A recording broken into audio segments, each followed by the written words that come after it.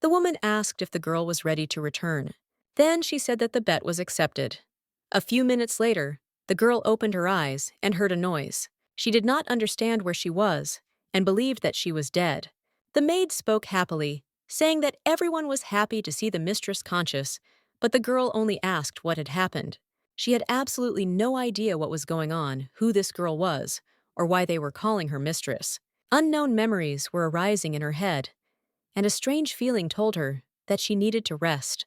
But the maid persistently tried to wake her up and got an answer. At that moment, a gentleman entered the room, but he was immediately told that he should not come without warning. The maid tried to explain that the lady's condition was critical. The gentleman noted that he expected her to scream and try to throw objects at him as soon as she saw him. The main character looked at this man with horror. He seemed to her like a giant so big that it was frightening. The maid told the master that his wife had had an accident and that she needed time to recover. The gentleman merely chuckled, saying that she always behaved like that, and then added that my lady seemed to be pretending to be in love again. The girl was stunned when she realized that this man was her husband. Meanwhile, he continued to say that he should have restrained himself, but now he would not appear in the mansion for some time. At that moment, she realized that she was definitely dead, but for some reason, she now has a husband with whom they clearly do not get along. She was overcome with despair. Something was clearly wrong. The maid tried to convince her mistress that she needed peace. Another servant noticed that the lady had recently been injured, so it was too early for her to get up. But the main character did not listen. The memories of another person continued to pop up in her head. She had silver hair that fell like golden silk to her waist, and bright expressive eyes. And suddenly she remembered her name, Chariolaparum. She was the most beautiful lady of the empire, the famous Duchess of Lopares, a mother who neglects her son, the young protagonist of the novel Torn Wings. It seemed impossible, but it seemed like she had become a character from a book she had once read. However, she tried to calm down, no matter how incredible it sounded. But she didn't understand how this happened, because this girl is hardly mentioned in the plot. She actually played the role of the main character's mother, and is currently not sleeping, possibly because of the pain. If all this is true, then she will have to live here. Suddenly, it occurred to her that she would actually have to stay here. She didn't understand why she became the mother of the main character, and not a secondary character. Her son was completely insane. He killed people more than once. He could even kill her if she interfered with him even a little. She remembered several scenes with him from the original work. He told one girl that if she wanted to leave, she could do as she wished, because he was generous. However, if he catches her, she must be prepared for the consequences. Her legs will be chained in iron so that she will never escape again. The protagonist of such novels usually becomes that way because of his upbringing, especially if he has cruel parents. In such cases, he gets rid of everyone who irritates him. This means that he definitely had a bad father, and therefore his mother was not the best either. The girl started to get hysterical. At first, she thought that she just had a bad relationship with her husband, but now it turned out that her son was a psychopath obsessed with the main character. If she wants to survive, she needs to mend her family relationships before it's too late. But who is better to start with? The problematic husband or the son she hasn't remembered for years? In the morning, she heard someone outside, and she became curious about who it was. She looked out and saw a boy. He was very cute. And then she thought, if this boy appeared in her memories, it means she knows who he is. This charming child is her future psychopathic son. She had never seen such cute young protagonists, so she couldn't help but admire them. This world seemed strange to her, because in the novel, it was completely different. She decided that it was better to deal with a cute child than with a frightening husband. After all, the boy looked so nice. But she still had to think about where to start. The next day, the maid told her mistress that breakfast was ready and it was time to get up. She suggested that the lady was feeling better, and the girl confirmed this. The maid noted that for some time, the mistress should not worry about the affairs in the mansion. It would be better to recover. After this, the lady turned to Margot and asked how many days she was unconscious after what happened. The maid reported that this had been going on for several days, and the mistress noticed that despite this, she did not feel rested and was recovering slowly. The maid said that the case was serious, and there was nothing surprising in that. Everyone thought that she was seriously injured. They were beside themselves with worry. Who would have thought that the carriage would get into an accident? The lady nodded, saying that she understood. After all, her husband had visited her, despite their strained relationship. She had not heard anything about her son, so she turned to the maid asking if Cardell was busy now. The maid was embarrassed, but confirmed. As expected, everything turned out to be worse than the mistress had assumed. But she wasn't going to sit idle, so she immediately asked where her son was now. The maid reported that the young master was now in the garden, and it seemed that the lady was going to meet him. In the novel, Cardell was completely incapable of understanding the feelings of others, but now he was much younger. She definitely should have made the first move. Even though she was scared, she shouldn't have postponed the meeting. That way, they would understand faster how damaged their relationship was. But it will take a long time to restore them. The maid apologized for saying something stupid. Then she wished the lady a pleasant rest. But the lady got out of bed and asked her to stop.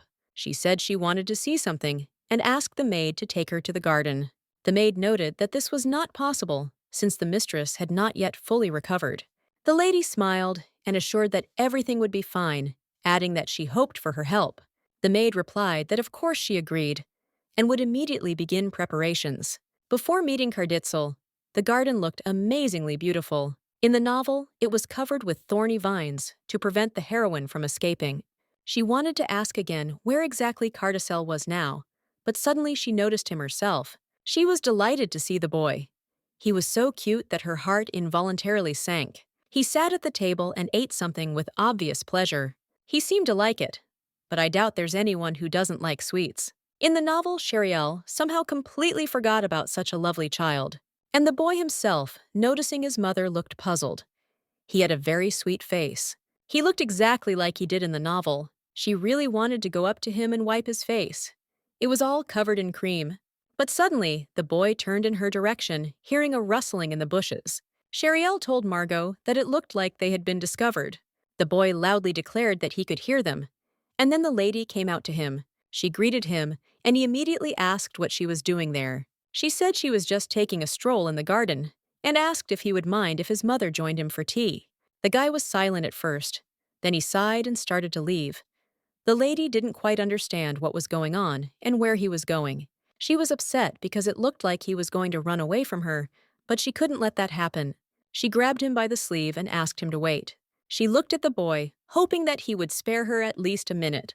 He looked at her strangely, but said nothing. Finally, he said that it was not so, pushed her away, and added sharply that he did not need a mother. The lady was shocked. She couldn't even imagine that she was so unsuitable for him. When he started to run, she tried to stop him, calling out, but he didn't turn around. Suddenly, the boy caught on a rock and fell. She immediately rushed to him, but he shouted at her to go away and not pretend to be kind. He said that he knew the truth, but the lady asked him to wait. He had a scratch on his knee, and his mother would help. He started shouting, demanding that she move away. After all, she herself said that she didn't need him. He stood up with difficulty and tears, but left anyway. The servants immediately ran up to him, worried, and warned him that it was dangerous to run like that. The lady was shocked and did not understand what to do next. In the evening, she looked out the window, and her heart was sad.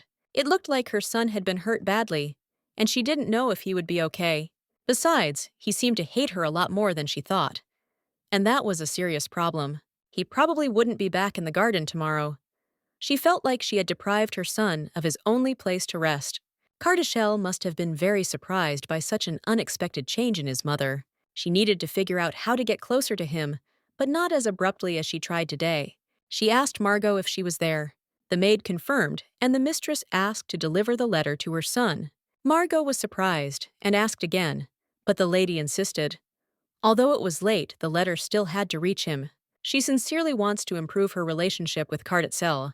The maid was delighted and assured her that her mistress could rely on her. She promised that the letter would be delivered safe and sound. In the morning, the boy woke up and saw the gift again. He couldn't understand why she kept sending him all this unnecessary junk. Today, there was a teddy bear in the box. There was also a letter in which his mother asked how he slept. She noted that the weather was nice today, ordered his favorite desserts to be prepared, and wrote that he could rest peacefully in the garden. She would not disturb him. She also asked about his knee. He remembered telling her that she irritated him, and now he didn't understand why she kept sending him such letters. The servant was surprised to see that the young master had already woken up. Cardell shuddered, trying to hide his excitement, and began to hide the letter so that no one would notice it. He threw away all the gifts, but left the letters, and the servant noticed this perfectly. The butler, hearing the door creak, thought that the gentleman would wake up again, and assumed that he needed help changing his clothes. But the boy replied that he could handle it himself. Then the servant asked what to do with the teddy bear. Cardell was silent at first, concentrating on sorting through his clothes. Only a minute later, he said that he could throw the toy away again, but so that the lady would not see it. However, at the last moment, the boy changed his mind, stopped him, and asked him to wait. He told him to throw out only the box and leave the bear in the room. The servant smiled and remarked that the young master seemed to really like the gift. But Cardell quickly objected, saying that it was not the mother's fault at all. He simply liked the toy.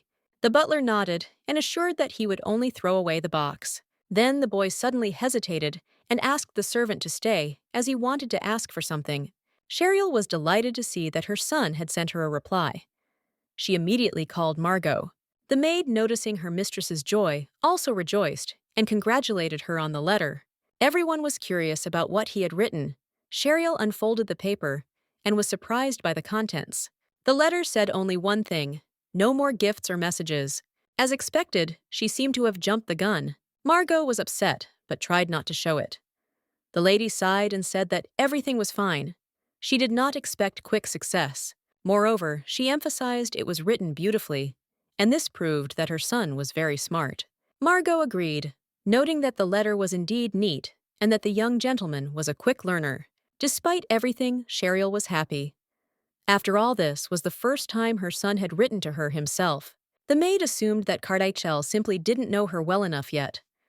After all, the mistress hadn't shown any interest in him before. It might have been untimely, but she was still glad to see Cheryl smile, since she had looked distant since her arrival. The heroine thought, does that mean she never smiled before? Does that mean she never even laughed in the Duke's house? Remembering those around her, she realized that their faces were also always gloomy. They seemed to be concerned not with her condition, but with what she might do to them. It made her feel strangely sad. It was as if she were looking at her former self from the outside. Surprisingly, she had no memories of her life in the duchy. Perhaps I should have asked Margot about this. The maid noticed her mistress's gaze and looked at her in bewilderment. But Cheryl decided there was no need to rush. First, she needed to focus on her son. She sighed and wondered if Cardell would stop hating her if she became closer to him. Margot answered confidently that yes, perhaps it was worth trying to meet him in person. However, the lady doubted. What if he gets hurt again like last time? Besides, they didn't even know where he was now. But the maid just looked at her in surprise. After all the maids knew that recently the young master had been going to the garden a little earlier than usual. Margot thought that the mistress had noticed it too. Cheryl was shocked, but then she remembered that she had promised not to disturb her son in the garden anymore. The maid remarked that she was sure that the young master also wanted to see the lady. She promised to help her get ready, so they had to go quickly. They got ready and left. Cheryl acted like she had no choice, but in her heart she was still unsure if she should do it. She thought about what to say when they met. Walking a little forward, she saw her son sitting on a bench. Cardell was indeed there, and he noticed her too. She came closer and asked how his wound was. The boy waved his hand dismissively, saying that she was fine. As Cheryl came closer, she noticed that he had treated the wound.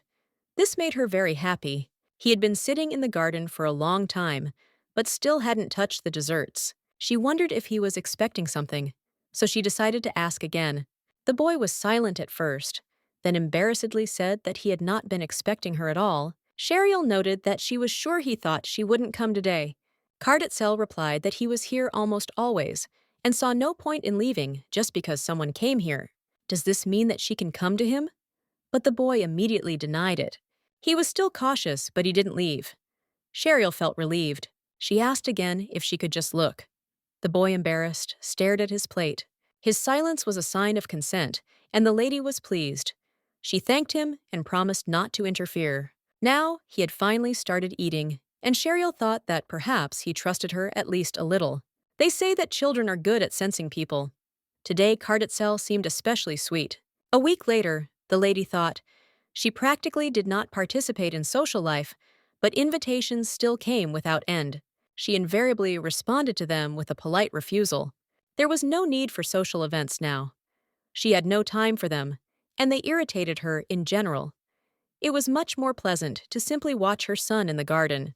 One more answer, and the invitations will finally be over. The maid remarked that the mistress had done a good job, and then cautiously asked if she could ask a question if the mistress did not mind. Cheryl nodded, and Margot noticed that she had been making an obvious effort to get closer to the young master lately.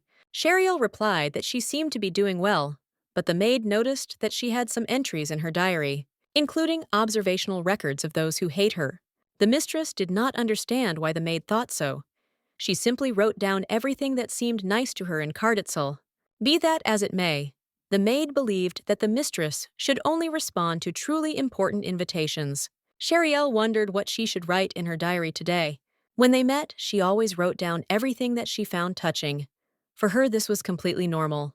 In her diary, she noted that Cardell was silent when she came, and that it was very sweet. She also wrote that the boy ignored her when she tried to talk, which she also found charming. And today, he even nodded when she greeted him. He rejected all her gifts, but according to the maids, he liked the teddy bear. Moreover, he even answered her letters. And it was incredibly sweet. Margot noticed that her mistress was literally glowing with happiness. Then the maid remarked with a smile, since she was writing so much about how sweet the young gentleman was, perhaps she should show these notes to Cardell himself. She didn't expect the lady to agree, but suddenly Cheryl really thought about it. She asked again if Margot was sure that this was a good idea, and whether it could help them get closer. The maid was in complete shock. The mistress not only agreed, but was fired up by the idea. She thought this was a great opportunity to chat with the young master. Cheryl was clearly out of her mind, but she thought it was a great plan. She thanked Margot warmly and promised that she would return soon. Now she was unbearably tormented by curiosity. What did the young master's room look like? She's never been there, but he's still a child, so everything should look really cute. I wonder what color his walls are. There may be lots of toys there, and it must certainly be charming. It was scary to even knock. But gathering her courage, she knocked anyway. I tried to calm myself down and breathed evenly. She knocked again, and suddenly heard the voice of a boy asking who was there. She was scared because he answered so quickly. After this, the boy opened the door and noted that he had asked who was there. The lady sat down next to him and greeted him. He immediately started to run away, but Cheryl stopped him, saying that she had come to show him something important. The boy looked out from behind the door and looked at her carefully. She was embarrassed. He looked incredibly cute. He reluctantly let her in, noting that he was in a good mood today because of the chocolate he had eaten. This was not what she expected at all. The room turned out to be dark and gloomy, but she noticed that the teddy bear she had given him was lying next to him, and that made her happy. The boy immediately grabbed the toy and began to hide it, muttering that he simply didn't want to throw it away. Then he crossed his arms over his chest and asked what exactly she wanted to show him. The lady carefully handed him the diary, explaining that she had written it personally, and offered to read it. The boy took the diary, frowned with displeasure, but began to read anyway. His face slowly lengthened, and then he exclaimed, "What is this?" He was so angry that he even wanted to burn the diary. At this moment, Duke Loperum's special skill, Wings of Darkness, appeared. The family book said that only the one who inherited this gift could become the heir. Cardell owned him, and the lady was genuinely happy. Her son was truly special, but she felt sorry for the diary because now it was burning in his hands. The boy lowered his head and muttered that he didn't want to do it, but Cheryl reassured him, saying that it was okay. If he didn't like it, she wouldn't keep a diary anymore. But the boy suddenly asked why she called him that. The lady did not immediately understand what he was talking about, and he, without raising his eyes, quietly said that she had called him not Cardell, but Cardi. She thought about it, wondering if perhaps he didn't like the abbreviation, but the boy didn't look angry. He just quietly repeated the name. Then the lady asked if he wanted her to call him that. She smiled. How could this innocent child become a tyrant in the future? She doesn't want him to hurt others to hurt the Duchess. If he is loved, he will learn to love himself, and then in the future, he will become different. Therefore, from now on, she will become a real mother for him. The boy nodded and said he agreed. Then Sheriel asked again if he could devote at least 10 minutes a day to his mother. He was confused and did not understand why this was necessary.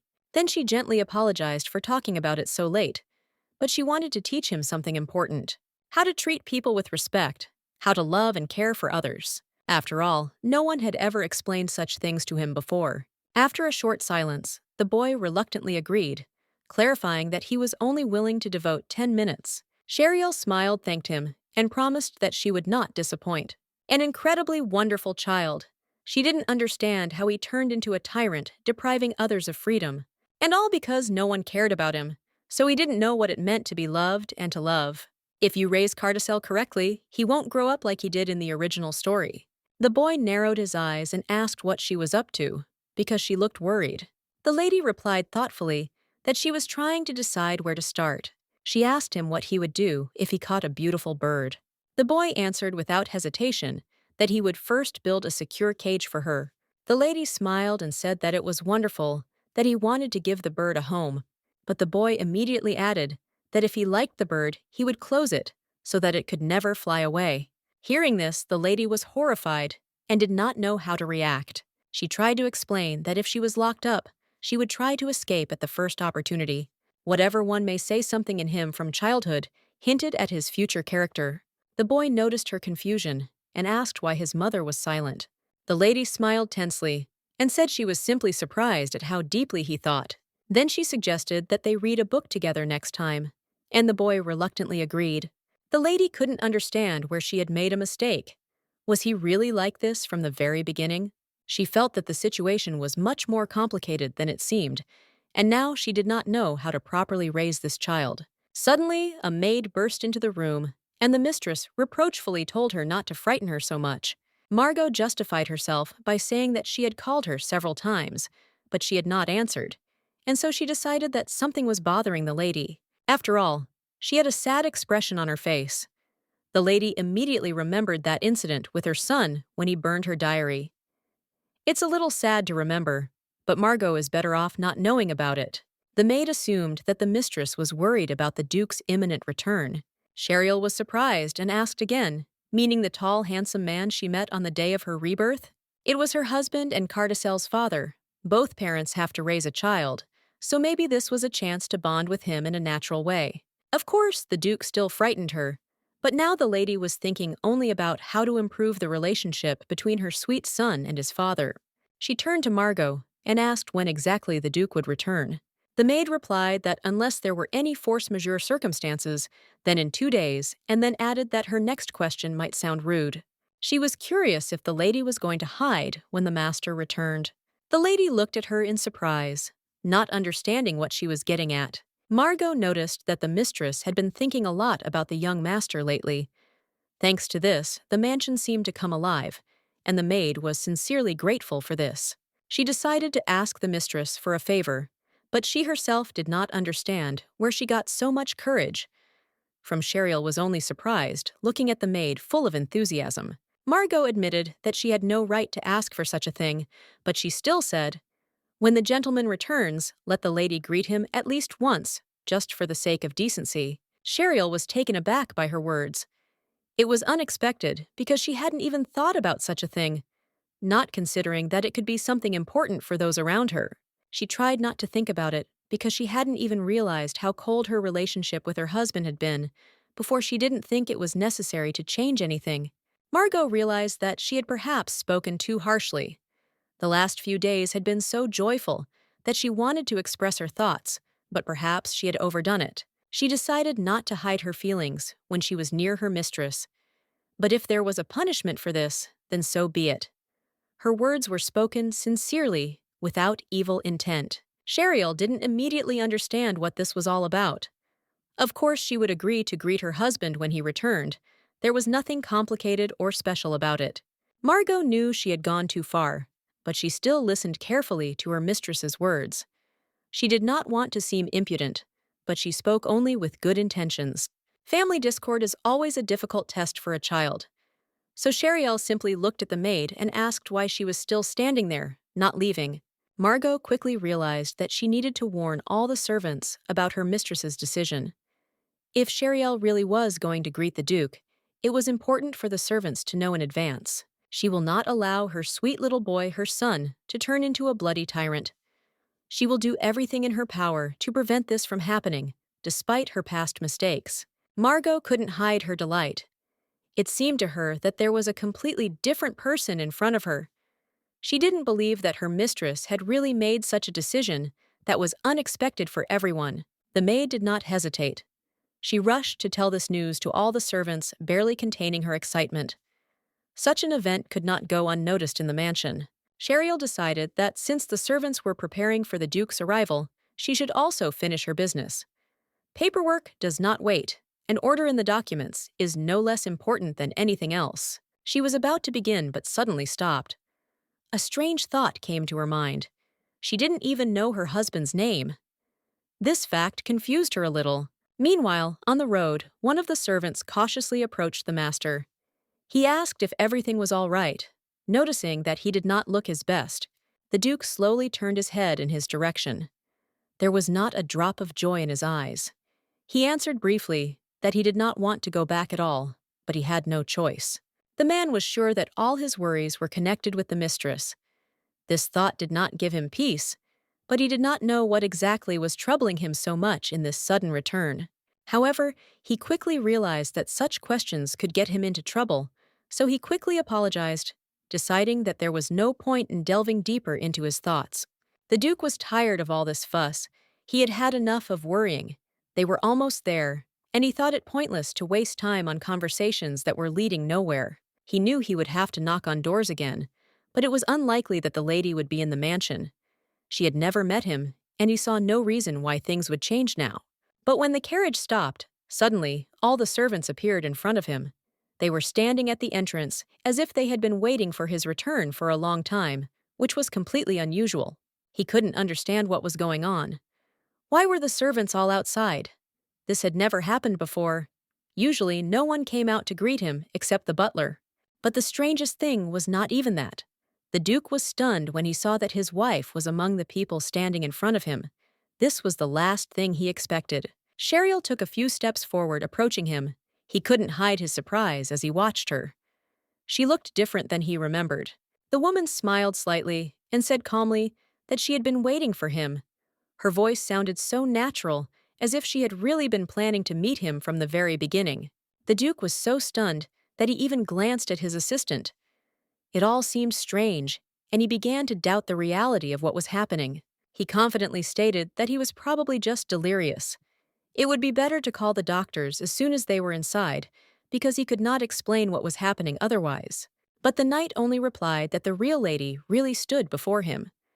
However, the Duke still continued to believe that this was just a game of his mind. The lady did not understand what was wrong with the Dukes, and noticed that there was a rather cold wind today, so she suggested that they return home as soon as possible. The Duke looked at his wife with distrust. He was curious about what she had planned this time. She had never shown any interest in him before, and now she was meeting him in person. Cheryl wasn't quite sure why he was looking at her like that. She assumed he must be very tired after the journey, and remarked that he would do well to rest. She suggested that they not linger outside and go inside. Besides, standing outside for a long time would hardly do him any good. After all, she was waiting for him. He couldn't quite comprehend that it was his wife standing in front of him. The last time he saw her, she had been in an accident. Perhaps she had memory problems. Cheryl looked at him, as if waiting for an answer, and then ordered the servants to prepare his favorite dishes. He was probably hungry after the journey and wanted to eat. In addition, she reminded Margot of the request she had made earlier.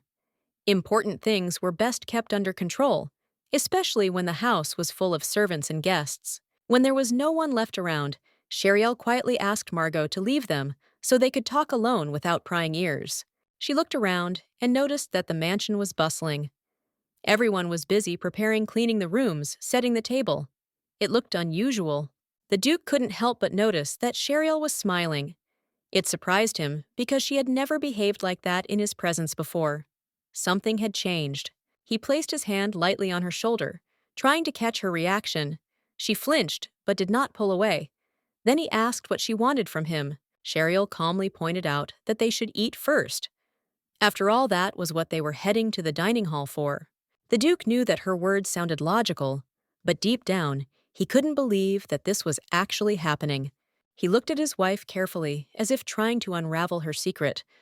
However, nothing unusual would likely happen in the dining room. Sheriel confirmed his guess, and added that she simply thought that perhaps he would not want to wait long for the servants to finish their preparations. Sheriel decided not to delay this moment, and suggested to hurry.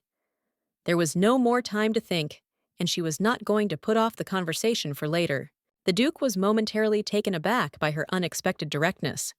He was not used to seeing her like this, and she, ignoring his confusion, calmly stated that she wanted to talk. Hearing this, the Duke immediately became wary. He was sure that there was something more hidden behind this. The thought that she was planning something strange again flashed through his mind. Sheriel never made idle conversation without a reason. She always communicated only when it brought her some benefit, so his suspicions only grew stronger. Besides, he knew his wife hated him. He couldn't shake the feeling that something strange was about to happen, like she was going to say something unexpected and then die. But you can't just ignore a woman who had been preparing for this meeting since the morning. He decided to be patient and at least listen to her until the end. Sheriel knew that if she didn't pull herself together, now the moment would be lost, and there might not be a second chance, so she needed to say it right now. She had a hard time starting a conversation. She knew she had to set the stage first to get the conversation going, otherwise he would cut her off right away. The Duke noticed her hesitation, but still asked what exactly she wanted to say. He was clearly losing his patience, but he tried to maintain his composure. He asked her impatiently not to drag it out and just tell her everything at once. He didn't like being kept waiting, especially when it came to Sheriel. She thoughtfully noted that she was wondering if he had had a hard time at work and how the journey had gone. After all, it had been a long journey, and he might have had a hard time. The Duke immediately became wary. Sheriel didn't usually talk like that. He immediately realized that something was wrong and began to suspect that she was up to something. The Duke thought about it, but eventually decided that perhaps she was just trying to show that she cared. Although he found it hard to believe that she was genuinely concerned about him, he slowly put his fork aside, looked at her carefully, and asked if she was really worried, or if this was just another game on her part. He then dryly remarked that she would probably be much happier if he never returned, or at least got injured while staying somewhere longer. Sheriel flushed at his words.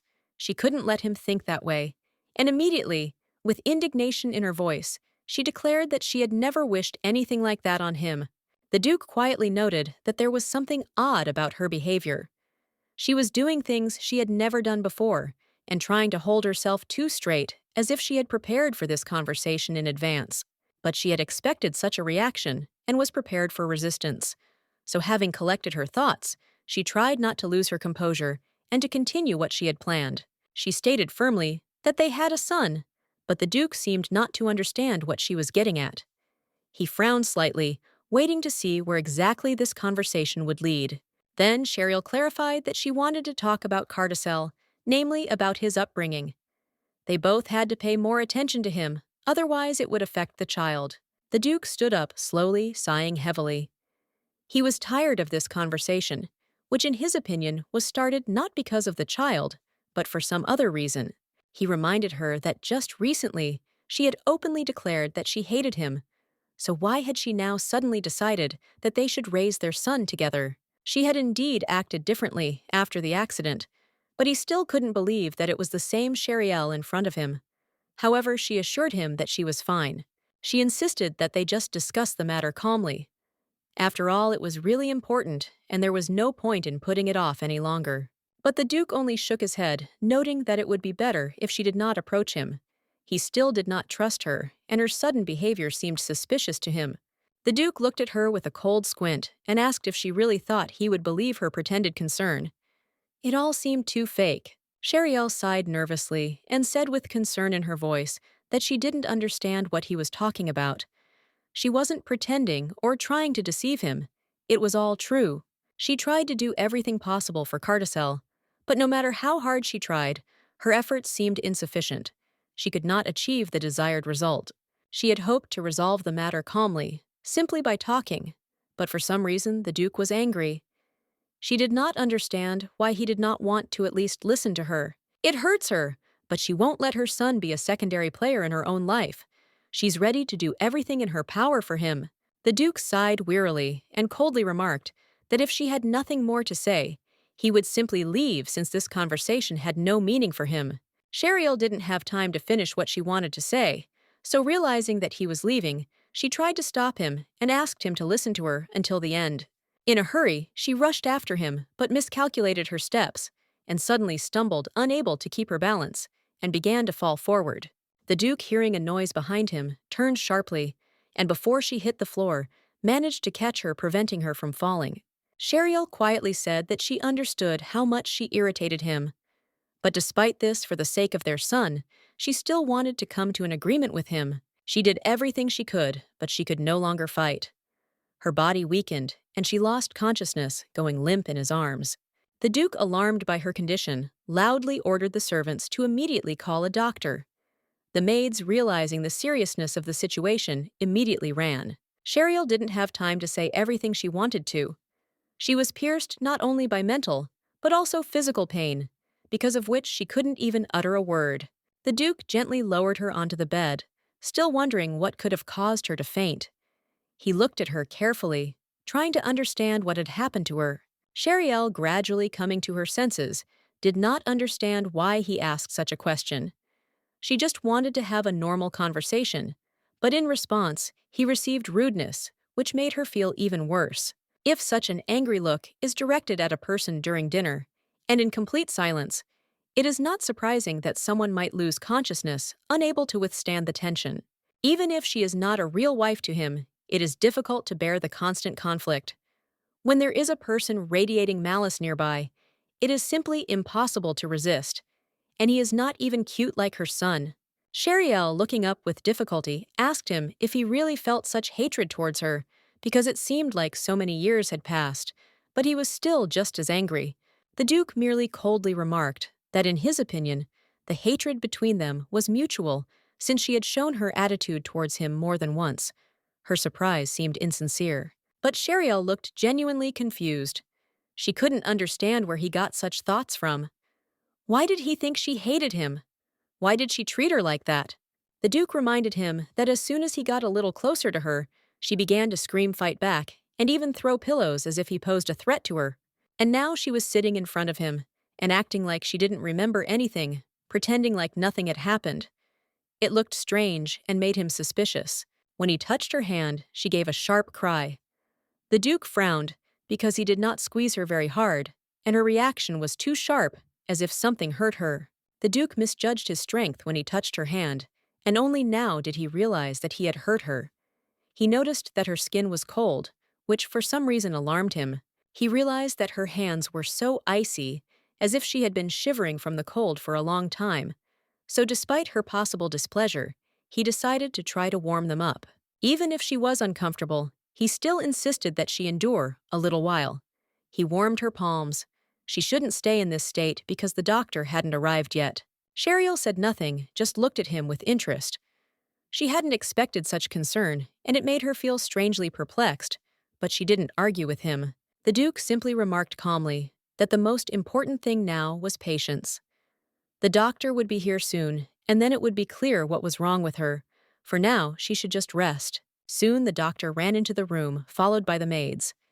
They immediately began to question the lady about her health, and the doctor began his examination without losing a second. The Duke did not linger.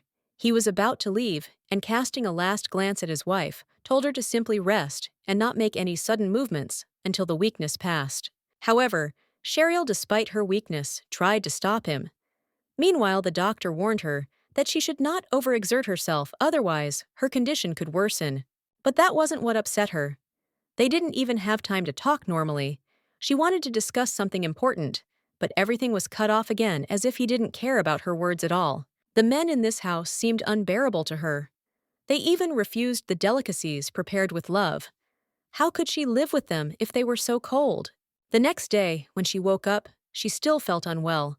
Her head was spinning, her body felt weak, but the thought she had fallen asleep with would not leave her.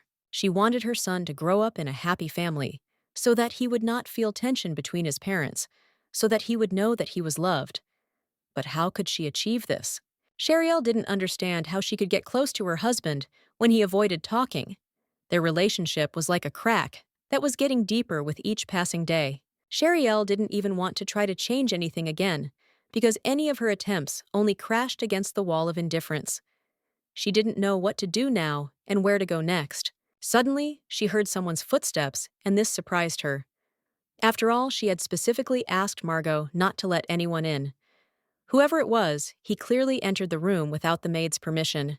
If Margot couldn't stop the visitor, it was either her husband or Cardell. The servants wouldn't dare disobey her orders for anyone else. The thought that it could be her son instantly lifted her spirits. She even sat up in bed, hoping that she would see him in front of her now. Sheriel couldn't help but ask again if it was really Cardell who had come to see her. She hoped to hear his voice, which could dispel her worries. At that moment, the door actually opened, and her son appeared on the threshold. In one hand, he held his favorite toy, and with the other, he waved at her, confirming that it was really him. As soon as she saw him, Sheriel felt her soul lighten. This was her dear son, her treasure, and she was simply happy to see him here. Cardell reported that he had heard from one of the maids that his mother had fainted.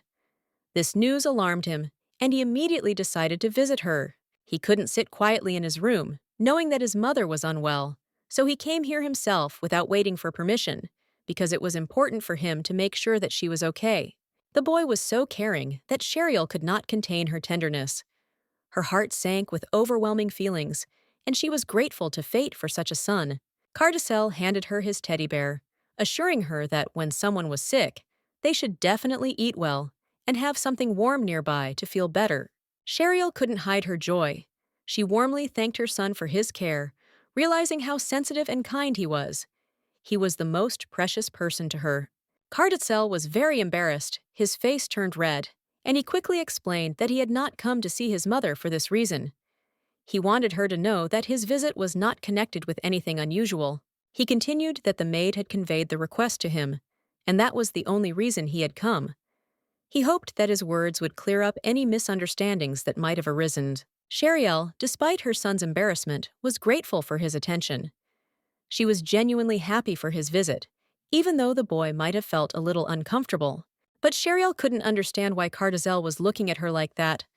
She hadn't done anything to make him angry or feel strange, and that puzzled her a little. Sheriel tried to figure out what made him look at her like that. She honestly didn't understand what she had done wrong, that he could react so strangely and incomprehensibly. Cardell, in turn, felt embarrassed and awkward. He did not expect his mother to thank him so warmly, and this caused him some confusion. He was not prepared for such a reaction. The boy was quick to tell her not to touch him like that next time. It wasn't something he was used to, and he felt uncomfortable with the way his mother petted him. Sheriel immediately apologized, promising that next time she would try to be more restrained and not do anything that might embarrass her son.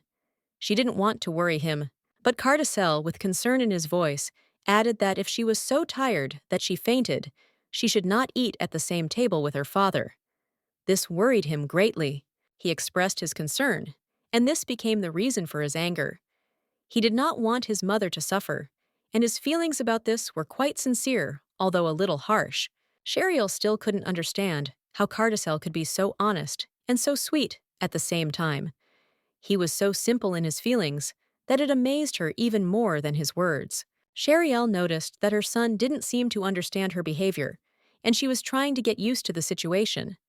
She hoped that with time, everything would get better and that this would not happen again. Cardell asked in surprise if she was really trying so hard to make everything go well. She confirmed his words, explaining that all this was happening because he was her husband and his father. Sheriel added that she also doesn't want to be around someone so scary, but she does all this for the sake of her son's happiness and well-being, so that he feels good and comfortable. The boy, unable to contain his emotions, asked if he was really more important than everyone else.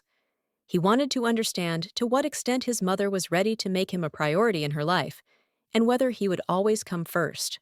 Sheriel firmly replied that there was nothing more important than her son.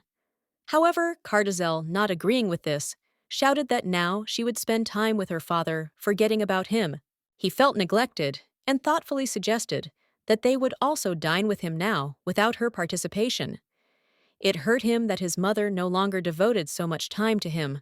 After these words, he could not bear it any longer, and began to run away, trying to hide from everything that was troubling him. Sheriel, not understanding what was happening, watched his actions in confusion. Sheriel realized that Cardell felt as if he was forgotten and abandoned. He felt as if she no longer paid attention to him, which was the cause of his sadness and anger. Sheriel hurried to run up to her son from behind and hugged him, trying to calm him down and make him understand that there was no one more important to her than Cardell. She would always be there no matter what. Cardell asked again if she really thought so, and Sheriel confirmed that there was nothing more important to her than the time spent with him. She was ready to give everything to be near him. The boy, hearing her words, became very embarrassed and looked down. It was hard for him to believe her sincerity, and he said reservedly that he did not expect such words from her, although he felt grateful. Sheriel didn't quite understand his reaction and noticed that his voice sounded without much emotion. She assumed that his indifference was due to recent events and his feelings that had not yet subsided. She began to realize that, despite everything, he still felt a certain distance from her and did not trust her completely. This was becoming more and more obvious, and it was upsetting her a little. Suddenly, to Sheriel's surprise, Cardell turned to her and hugged her, which shocked her greatly. She had not expected such a gesture, and was a little taken aback by this sudden display of emotion. Sheriel felt awkward, not understanding what exactly was happening, and asked the boy what he was doing. She was confused, but still could not hide the slight joy from this touch. She noticed how he looked at her sweetly and quietly called her mom, which touched her. This was an important moment for her, because despite everything she felt that her son was still with her. Cardell, slightly embarrassed, said he was just trying to express his feelings, but added that she needed to rest and recuperate. He offered her a chocolate bear to make her feel better.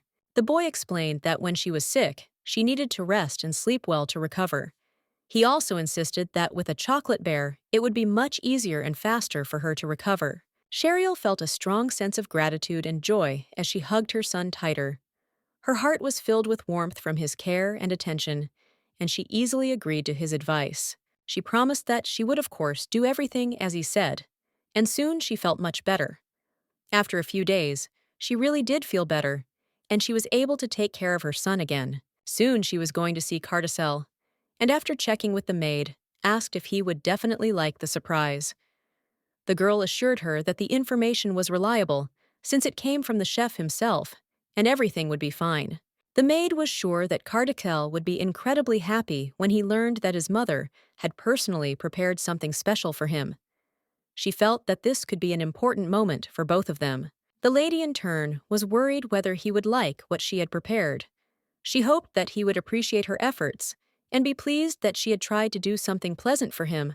Sheriel went to her son, said goodbye to the maid, and went to Cardell's room.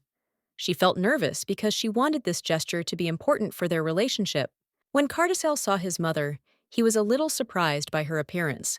He asked if she was feeling better, as he noticed that she was still a little weak from her recent illness. Sheriel smiled and replied that thanks to his advice, she felt much better. His care had indeed had a positive effect on her, and she was grateful to him for that. She thanked her son for not forgetting about her condition and for taking the time to care for her. Cardell noted that he was always there as he had promised, and this made him happy that he could help his mother. He kept his promise to his mother, and Sheriel was very happy and proud of him. It was an important moment for her because her son showed care, and she felt his love and attention. Sheriel asked Margot if she could help her with this little task. The maid readily agreed, knowing how important it was for her mistress that this moment should pass as well and harmoniously as possible. Sheriel said she had brought something delicious especially for her son, so that they could eat together. She offered him a taste of what she had prepared, and hoped that he would like it. Cardell was a little surprised when he saw walnuts in front of him. He did not expect such a treat, but despite his caution, he was interested in what his mother had prepared for him. Looking at the nuts, he thought that nobles usually ate such things with forks, but he found it much more convenient to try them with his hands. He could not hide his curiosity and desire to try everything that was offered to him. His mother tried very hard because she wanted her son to be happy and feel cared for. The maid noted that the young master could well try, because the lady had really put in a lot of effort since the morning. Cardell, of course, agreed to try the cake, but still decided to take it with his hands. He was a little embarrassed, but he wanted to try this moment to show what he was ready to do for his mother. The boy looked very cute as he listened attentively to his mother talking about her creation. He was interested in the process and wanted to understand what she had prepared for him with such excitement. When he tasted the cake, his expression changed slightly. He paused, and his reaction was a little strange, which made the mistress and maid a little wary and wait for his assessment. Cheryl and Margot waited impatiently for Cardell's reaction. They exchanged glances, and not daring to break the silence, asked him how he liked the cake, hoping for at least some positive answer. The boy said with obvious contempt that the cake was simply disgusting. His words sounded frank, and this greatly upset the lady because she tried to make him happy with her cooking. The lady was on the verge of tears because her efforts were in vain. She sadly replied that she understood him perfectly, and now she felt like a failure. She did not expect that her cake would cause such a reaction. She wondered if perhaps she should have added more sugar, or maybe the dough didn't turn out the way she wanted. She immediately felt like she had made a mistake somewhere in the cooking process. Cheryl apologized, saying that the first time is always hard, and promised that she would try to do much better next time. She was ready to put in more effort next time. Cardell asked in surprise if she really made the cake herself. He clearly couldn't believe that his mother decided to make something with her own hands, because he had never seen her doing such a thing before. Cheryl noted that she had heard Cassell say he liked this kind of cake before, and decided to try making it herself. She admitted she might have gotten it wrong, but she couldn't be sure. But suddenly, she noticed that Cardell continued to eat the cake despite his first words. This was unexpected, and she was even a little surprised by his decision, because she did not think that he would continue to eat. Cardell continued to eat the cake despite everything. The lady tried to convince him that everything was fine, and that he shouldn't force himself to eat it if he didn't like it, but he was adamant, continuing to eat it. The boy noted that he was not forcing himself, and expressed his point of view. He really liked it, and he did not understand why his mother was so worried about his first impression. He continued eating because he enjoyed it, and even asked the maid to bring him another piece. This was his way of showing that he didn't really dislike the cake as much as he had said before. Cheryl was sure the cake tasted terrible, but Cardell pointed out that he just needed to taste it. He continued to assure her that it wasn't as bad as she imagined. The lady was very happy when she saw that her son continued to eat the cake. She smiled at him sincerely, feeling that he really appreciated her efforts, and it made her day a little brighter. Cheryl noticed that her son, despite everything, was behaving very nicely. His kindness and sincerity at that moment could not help but touch her. She felt that she should try harder to be better for him. Cardell said nice things to her, and ate the cakes with pleasure, enjoying the moment. Seeing her son like this, Cheryl realized that for his sake, she had to try to get closer to her husband, despite the difficulties. The lady approached the door and knocked. When her husband opened it, she immediately informed the Duke that it was she, making it clear that she had come on important business. Her voice sounded confident, despite her excitement. She reminded herself to smile when he opened the door, and to be attentive to look after herself, to act normal. Everything had to be different, because her goal was to achieve something important. As soon as the door opened, Duke Lopman's right hand, Keithwell Moore, appeared before them. He looked as reserved as always, but there was a slight wariness in his eyes, because he did not know what to expect from the lady's visit. Moore thought he had been wondering for a long time who might knock, and when he saw the lady, he felt relieved. His face brightened a little, and he did not hide his joyful relief at seeing her. He informed the Duke that the lady had arrived, and the gentleman immediately felt that something important had happened. His face became serious, and he began to suspect that there was something significant behind this visit. Cheryl explained that the servants had some problems, and she needed to consult with the Duke. She tried to be calm, but there was a note of concern in her voice, as if the matter were truly important. She asked the Duke for at least a minute of his time, knowing that her request might seem insignificant. But the Duke said that he was busy at the moment and could not spare the time, which only added to the tension in the situation. The lady and his right hand stood motionless in the hallway, unsure of what to do next. Sheriel couldn't figure out what to do, and Keithwell Moore seemed to be simply waiting for instructions, sensing the tension of the situation. The Duke, noticing that the lady was still standing at the door, asked if he could hear her, and added that he was really busy at the moment. He asked her to leave his office, which seemed rather abrupt. His assistant, in his usual social manner, smiled and said he had an idea. He tried to soften the atmosphere, but his voice lacked the confidence of his host. However, the Duke, still looking at the papers, declared that he had absolutely no business and would remain busy despite the lady's requests. He was clearly not in the mood for communication. At that moment, both the lady and her assistant turned to the Duke at the same time. They were surprised by his behavior. It seemed that they both expected a different reaction, but he remained absorbed in his own affairs. Sheriel was shocked that he could ignore her, his wife, so easily. The Duke had seemed so excited before he arrived that he had even prepared a seat for her, but now he clearly did not want to see her. The lady suggested that the Duke should rest a little and thought that he should take a walk in the garden to clear his head. She tried to soften his attitude, but his coldness remained. The Duke, without looking up, said again that he had already said that he was busy now and could not afford to be distracted. He was determined and was not going to give in to his position. He continued to work, brushing aside her suggestions, insistently, asking her to leave the office. His behavior was clearly hostile, and the lady realized that she would not get anything out of him. The servant, noticing the tension, approached the lady and apologized for the Duke's behavior. He understood that her concern was caused by his cold reception, but it seemed that the Duke was too busy today. Despite all this, Keithwell said he was glad to see her, and that at least that was a positive moment. However, his words sounded more formal than sincere. Keithwell also noticed that it was getting late and advised her to return the next morning to speak to the Duke. He tried to find some excuse for his behavior. Sheriel thanked him for his advice, but her mood was far from happy. As she tried to pull herself together, a maid approached her, clearly noticing her dejection. The maid became concerned when she noticed that the mistress seemed depressed and asked if everything was all right. Her words were full of concern. She immediately realized that something was wrong. The lady, despite her inner turmoil, still tried to smile at the maid. In fact, she felt that nothing was right, but in a strange way, it was perhaps for the best.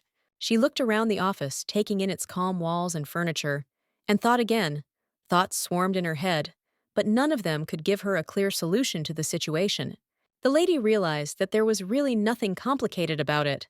She just needed to come up with a good reason to visit the Duke's office again. She couldn't find another way. The next day, when all her affairs were completed, the lady was free of all obligations. Her day became completely free, and she decided to dedicate it to her son, Cardell. She thought about what story she would read to Cardell today. It was a small treat that always brought her joy, and she wanted to make his day special. The lady turned to the maid Margot and noticed that something was wrong. There was concern in her voice, and she could not understand what exactly was bothering her at that moment. Margot said that she had just received a letter from the Marchioness of Penzl. The lady was surprised when she heard this, because she did not expect the Marchioness to address her in this way. When the lady took the letter in her hands, she was truly surprised. She began to read the words of the Marquise, and questions immediately arose in her head.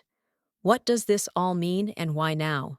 In the letter, the Marchioness expressed gratitude for the lady's attendance at the reception in honor of her son's birthday, and offered to repay her if she wished anything.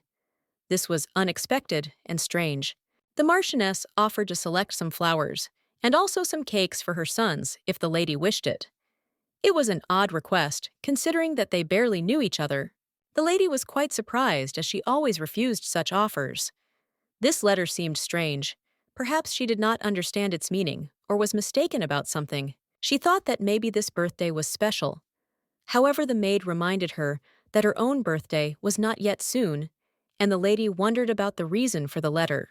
The lady came to the conclusion that perhaps she simply needed to prepare in advance. This letter could have been part of some plan, and perhaps she had not guessed its true meaning. The mistress had changed recently, and the maid Margot could not hide her admiration. She saw how much her mistress had changed, and how she had become more determined and confident. The mistress felt that she could trust her maid completely. Together, they could prepare such a magnificent and extraordinary ball that she herself would not be able to believe in its success. However, she was aware that this could be perceived differently.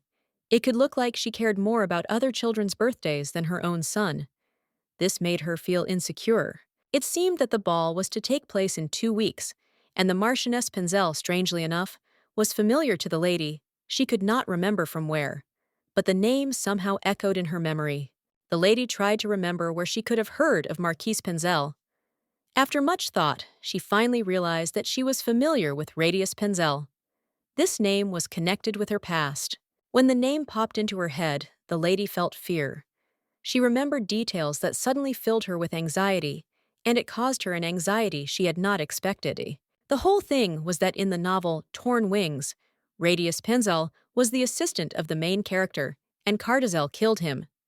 The lady hoped that her son would no longer touch other people. She sincerely hoped that now, after everything, her son would leave it in the past and not harm anyone again. But her inner unrest did not leave her, and she could not get rid of these thoughts. She couldn't help but think that all this was pointless and hopeless. The lady was losing confidence in her own strength and didn't understand how to act further, what to do to protect her son. Margot the maid could not understand what was happening to her mistress.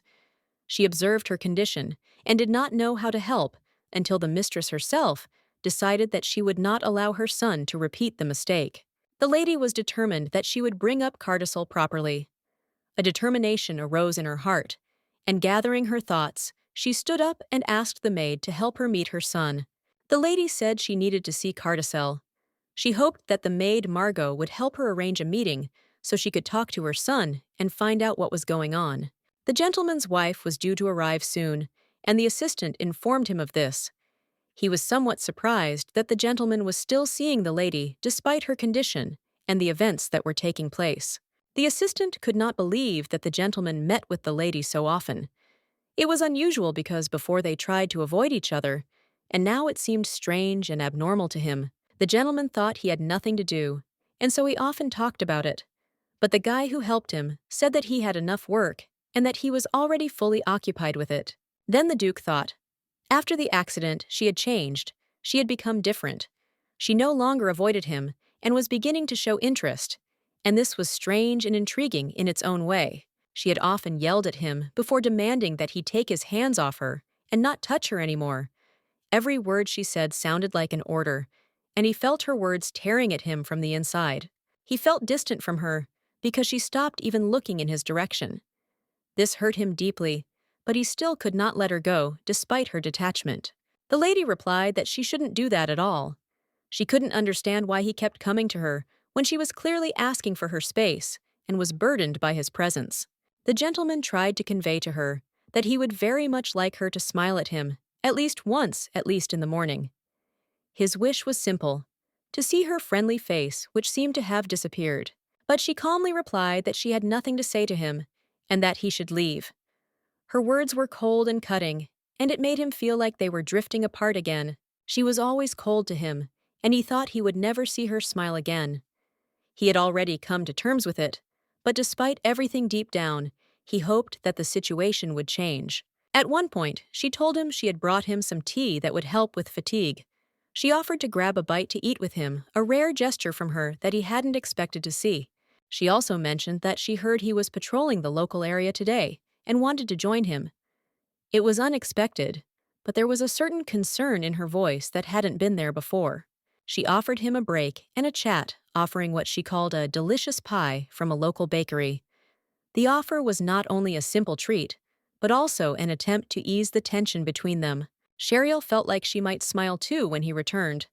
Perhaps it was her attempt to somehow establish contact, and there was a slight hope in her words that the situation would improve. At least that's what he hoped for. Even if the probability was small, he still waited and hoped that maybe at least this day would bring at least a few warm moments between them. Suddenly, his assistant turned to him and noticed that the Duke was working too much. He was worried about his master being overworked and thought he needed some rest. But the gentleman replied that there was nothing wrong with that, adding that work had always been a part of his life. He also tore a page out of his notebook, continuing to rewrite his thoughts. The assistant did not know what to do, but he noticed that the Duke's wife was late. This caused him additional concern, and he suggested that the Duke go and check on what was going on. But the Duke said irritably that all this was troubling him greatly. He did not like such delays and lack of information, so his mood became even more tense than before. He added that in this office, one could simply wither away from boredom and fatigue, so he decided it would be better to take a walk. The Duke did not want to stay in a closed room and feel under pressure any longer. The servant could not understand where the Duke was heading because there were still many documents in the office that needed to be processed. He expected the work to continue, but the Duke decided to leave. The gentleman calmly said that he had to help with these documents. However, in reality, he no longer wanted to delve into the work any further, and the thought of the papers weighed on him. The assistant agreed with the Duke because he really had to help, but nevertheless, he could not get rid of the feeling that he did not want to continue to deal with these matters. The Duke knew that if he went to fetch his wife, she would most likely be in the garden. He did not discuss this, however, believing that his plans did not depend on where exactly he found her. He asked his assistant not to talk nonsense. If they met, it would be by chance. He did not plan long conversations. He was simply leaving, deciding not to sit in the office all day anymore. The Duke quickly left, no longer wanting to justify himself for spending all this time in the office. He decided that now he could pay attention to more important matters and not get stuck in one place. As he walked down the corridor, the Duke suddenly heard a child's voice. He thought it was probably his son who was nearby as always. It was an unexpected but familiar phenomenon for him. The lady, worried, asked Cardell why he thought she was lying to him. Her questions sounded with a note of concern, because she could not understand why the boy began to doubt her words. The boy shouted that she always came to her father first, and insisted that she always said that he was the most important to her. He was upset that his mother now looked like she didn't love him. The boy believed that it was very important for her to be close to his father. This statement was a complete misunderstanding because he could not yet understand all the complex relationships between his parents. The Duke, having overheard this conversation, was very surprised. He did not expect that such a conversation about him and Cardell, which was actually full of understatements, could take place right under his nose. The lady was also confused by this conversation, not knowing how to explain to Cardell what she really felt. This created additional difficulties in their relationship, which did not please her. The Duke was confused. He stood there listening to the conversation and could not understand how he had managed to get into such a strange situation where everything was so unpredictable and complicated. He thought about his wife. His heart had been tied to this feeling for a long time. He couldn't understand why it was so difficult to understand her when she didn't reveal her true feelings to him. The Duke finally heard Cardell say that she liked Cardell much more than he did.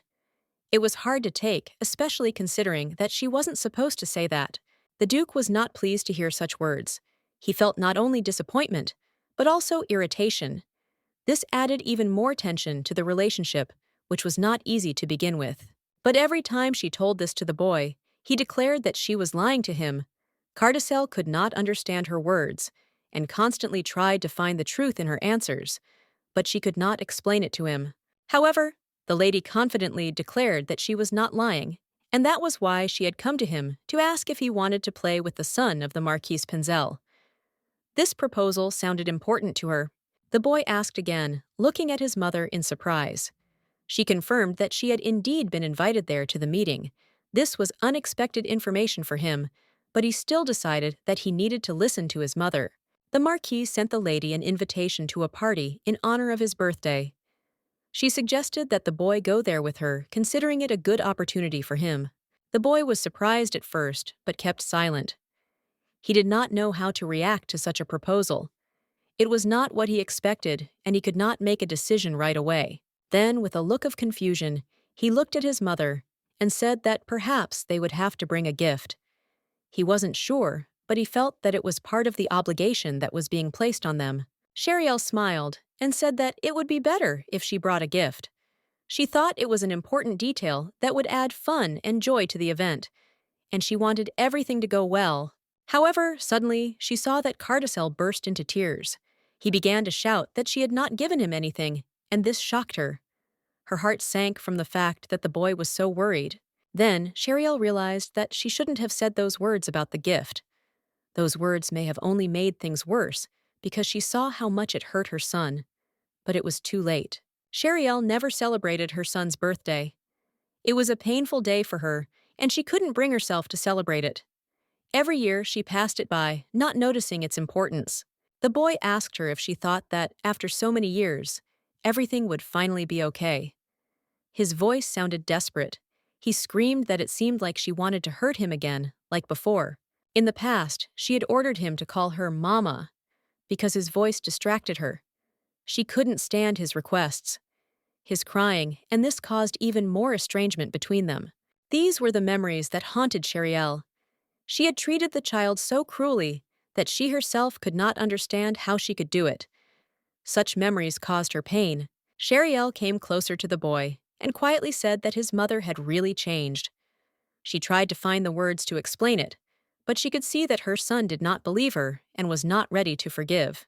However, the boy decided that he didn't need his mother. He didn't want anyone else in his life. He thought that everyone had abandoned him and didn't understand him anymore. His heart was full of bitterness and loneliness. He continued to cry and say that he no longer believed her. It was a bitter confession full of pain. The boy could not believe that his mother had changed and now really wanted to be close. She said that his voice irritated her, and this upset him even more. The boy continued to cry. His heart was breaking with pain, and he repeated that today was his birthday, but no one noticed. Sheriel didn't see anything special in this. She thought that the boy was simply demanding too much attention, not realizing that his words were an expression of deep pain and loneliness. The boy with tears in his eyes asked if she was going to congratulate him. He was desperately waiting for at least a little care and recognition on this day, but it seemed that his mother did not see his needs.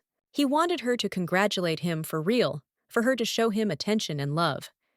He dreamed that his congratulations would be sincere and not just a formality. But Sheriel replied that he should stop acting like a child. She couldn't understand why he still held on to such childish desires, but her words sounded cold and distant. The boy continued to cry even harder because he wanted his mother to pay attention to him. He wanted to feel her love, but she remained closed and inaccessible to him. He cried just like he had in those days when he was little. At that moment, he felt like a helpless, lonely child again who could not find his place in the world. These fragments of Sheriel's memories were terrible. They tormented her like a heavy burden that would not let go. She felt how the memories of these moments continued to torment her.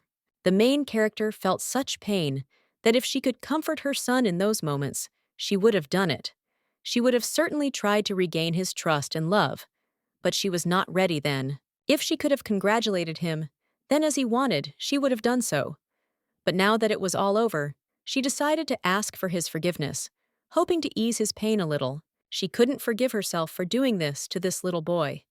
She couldn't understand how she could have remained cold and distant for so long, not seeing how much he suffered from her indifference. The boy screamed that he hated her. His words were full of pain, and he could not hide this feeling. He desperately wanted her to understand how much he suffered. He continued to cry, repeating that he really hated her. Every word he said sounded like an accusation, as if he was trying to get it out, but couldn't find any comfort. Mom kept asking for forgiveness, blaming herself for leaving him alone. She tried to find words of comfort, but her own guilt did not allow her to calm him down. She said that she couldn't help that she didn't know how to show love, and promised that it wouldn't happen again. But her words sounded empty, and the boy couldn't believe them. She took him in her arms and told him that she would give him love like no one else could give him. But words could not heal the pain he felt in his heart. The boy kept repeating that he hated her, not wanting to accept her words. But his mother insisted that she loved him very much and that she was ready to do everything for him. She suggested throwing a grand banquet for his birthday. It was a gesture to win him back, but the boy wasn't sure that was what he wanted. But the boy noticed that he didn't like it when there were too many people around. He didn't want the party to be too loud. Then she suggested that she be with him. She noticed that he liked sweets, and that if there were many people, the banquet would be huge. But this did not console him. He wanted simple privacy without unnecessary fuss. The boy said she could decide as she pleased. He was willing to let her make her own decisions without trying to influence them. He didn't care as long as someone heard him. His mother reminded him that this was a special day for him. She wanted to make it a celebration, but she felt that she might not be able to meet all his expectations. She would like to give him something nice, asking what he would like. The boy thought uncertainty flashed in his eyes, but he could not answer right away. His thoughts were confused. He said he just wanted congratulations, but she didn't hear him right away and asked him to repeat it. It wasn't a request, but a quiet and almost weightless desire. He said again that he just wanted to be congratulated. These simple words were the most important to him, although he did not know if they could change anything in their relationship. The lady recalled her son's past, and a heaviness arose in her heart. These memories tormented her so much that even now she felt tears about to well up. She promised that she would try to do everything as best as possible, but warned that it would take time. She did not know whether she would be able to fulfill her promises, but she hoped that everything would work out. The boy lowered his head and said that he wanted to be congratulated before others. His words were full of hope, although he knew that perhaps this would not happen. She was a little upset, not knowing what to say. She just looked at him, realizing that despite her efforts, he still needed more time and love. She hoped that tomorrow he would make some time for her. She dreamed that they could at least spend a little of his day together, despite all the unsaid things. She suggested throwing a party in his favorite garden, asking his opinion about it. It was her way of making the day important to him, even if he didn't ask for much. She hugged him, and the boy said he agreed. Despite his hurt feelings, he still agreed to her proposal, maybe because he wanted to feel at least a drop of her love. The Duke stood at the door all this time, watching what was happening.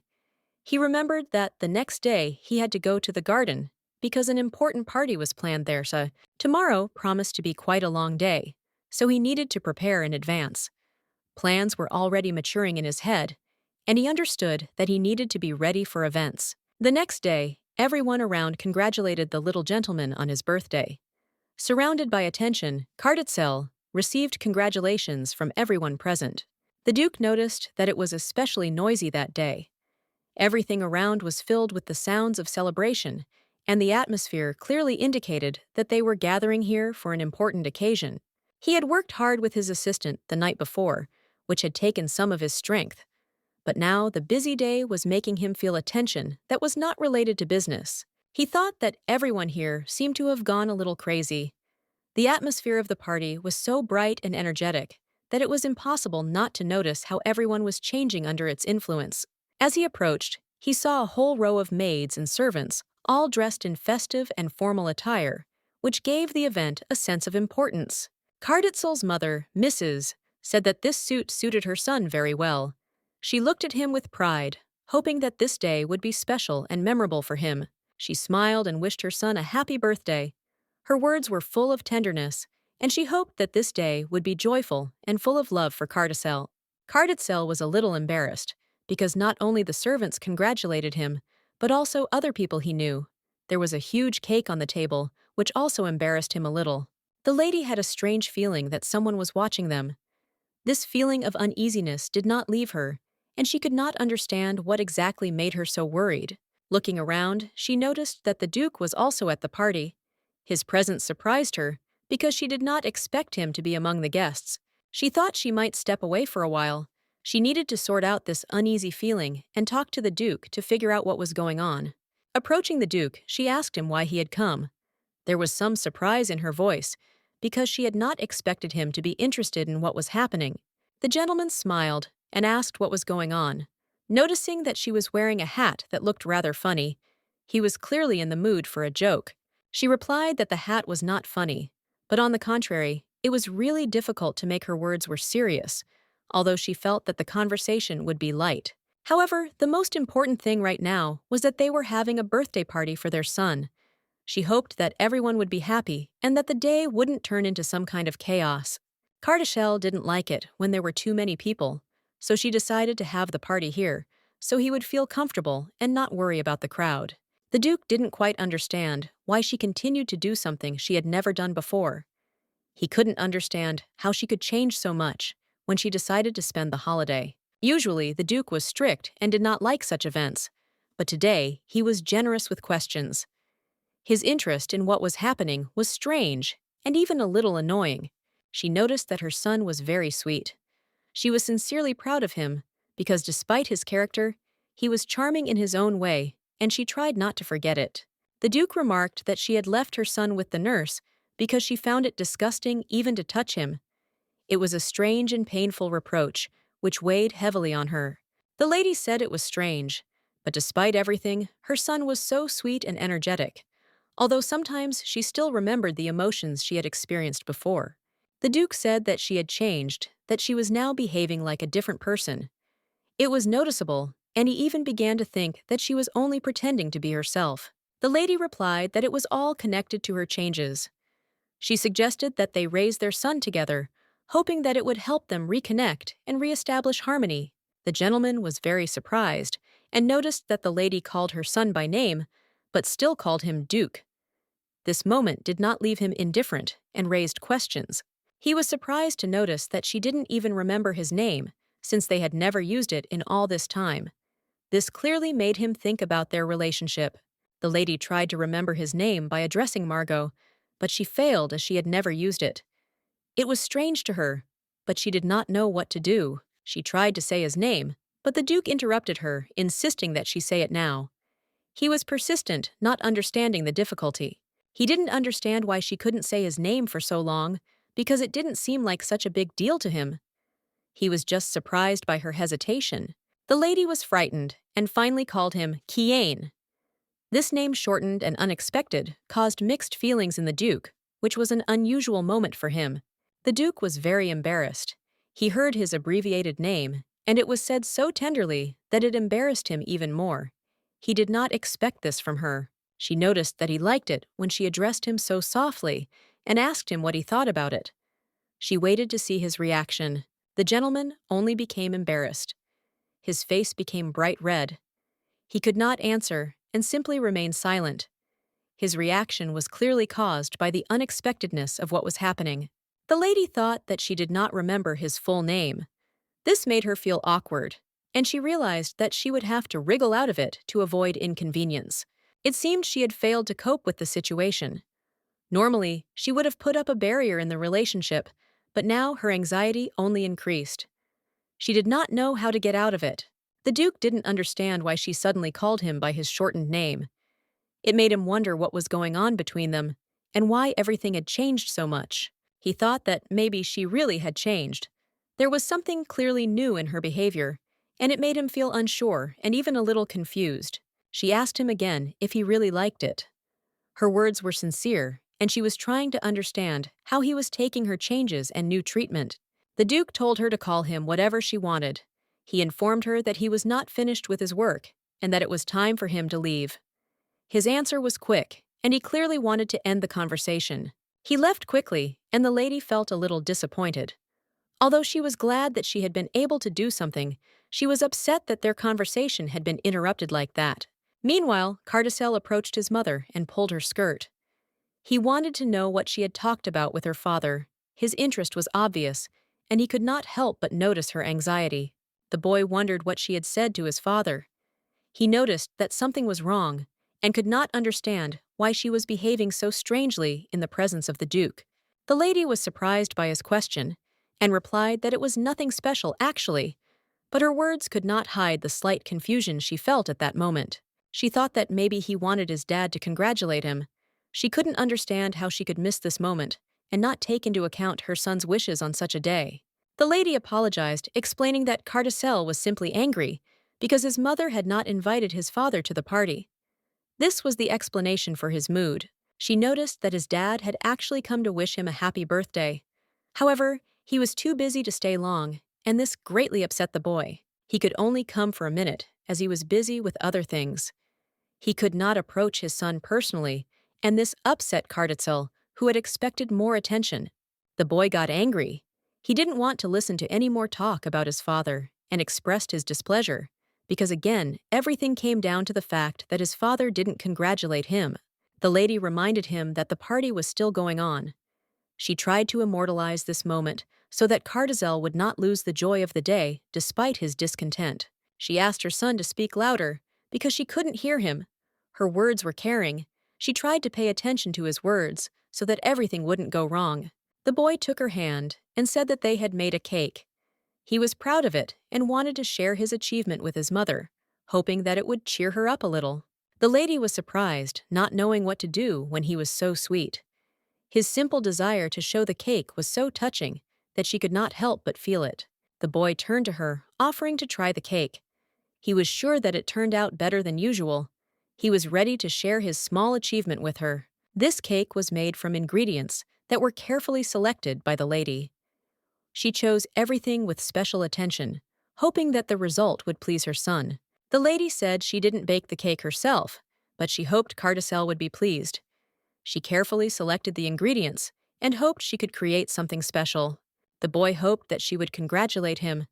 He expected that his mother would notice his efforts, like everyone else's, and feel that this day was truly important to him. It was very sweet. He felt that his efforts were appreciated, and that meant more to him than words. The moment was filled with love and warmth. The lady was surprised and said that of course she would not forget this moment. Her son's birthday was the most important day for her, and she definitely could not forget such an important day. The lady noted that this party was a kind of compensation for all those moments that she had missed before. It was like compensation for the joys that she had missed. She was sure that the next moment would be even more fun. It was then that she first saw the boy smile, and that smile touched her heart. The boy asked if she was smiling, but the lady could not understand where such sadness had suddenly come from. This feeling had suddenly overwhelmed her, and she did not know how to cope with it. Suddenly, she started to cry. Her chest was tight with emotion, and she found it hard to breathe. She couldn't understand why it was so hard, because he said he wanted her to look at him, even if it was insincere, but still.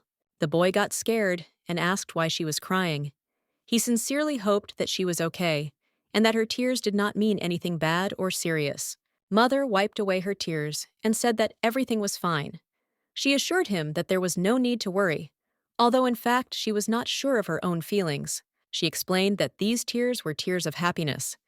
She herself did not understand how long she would have to lie to her son, because in reality, she just wanted to ask for forgiveness. The boy noticed that they say sweets make you feel better. He offered her some cake with a smile, hoping it would lift her spirits and make her day a little brighter. He said that the cake was very tasty and offered her to try it.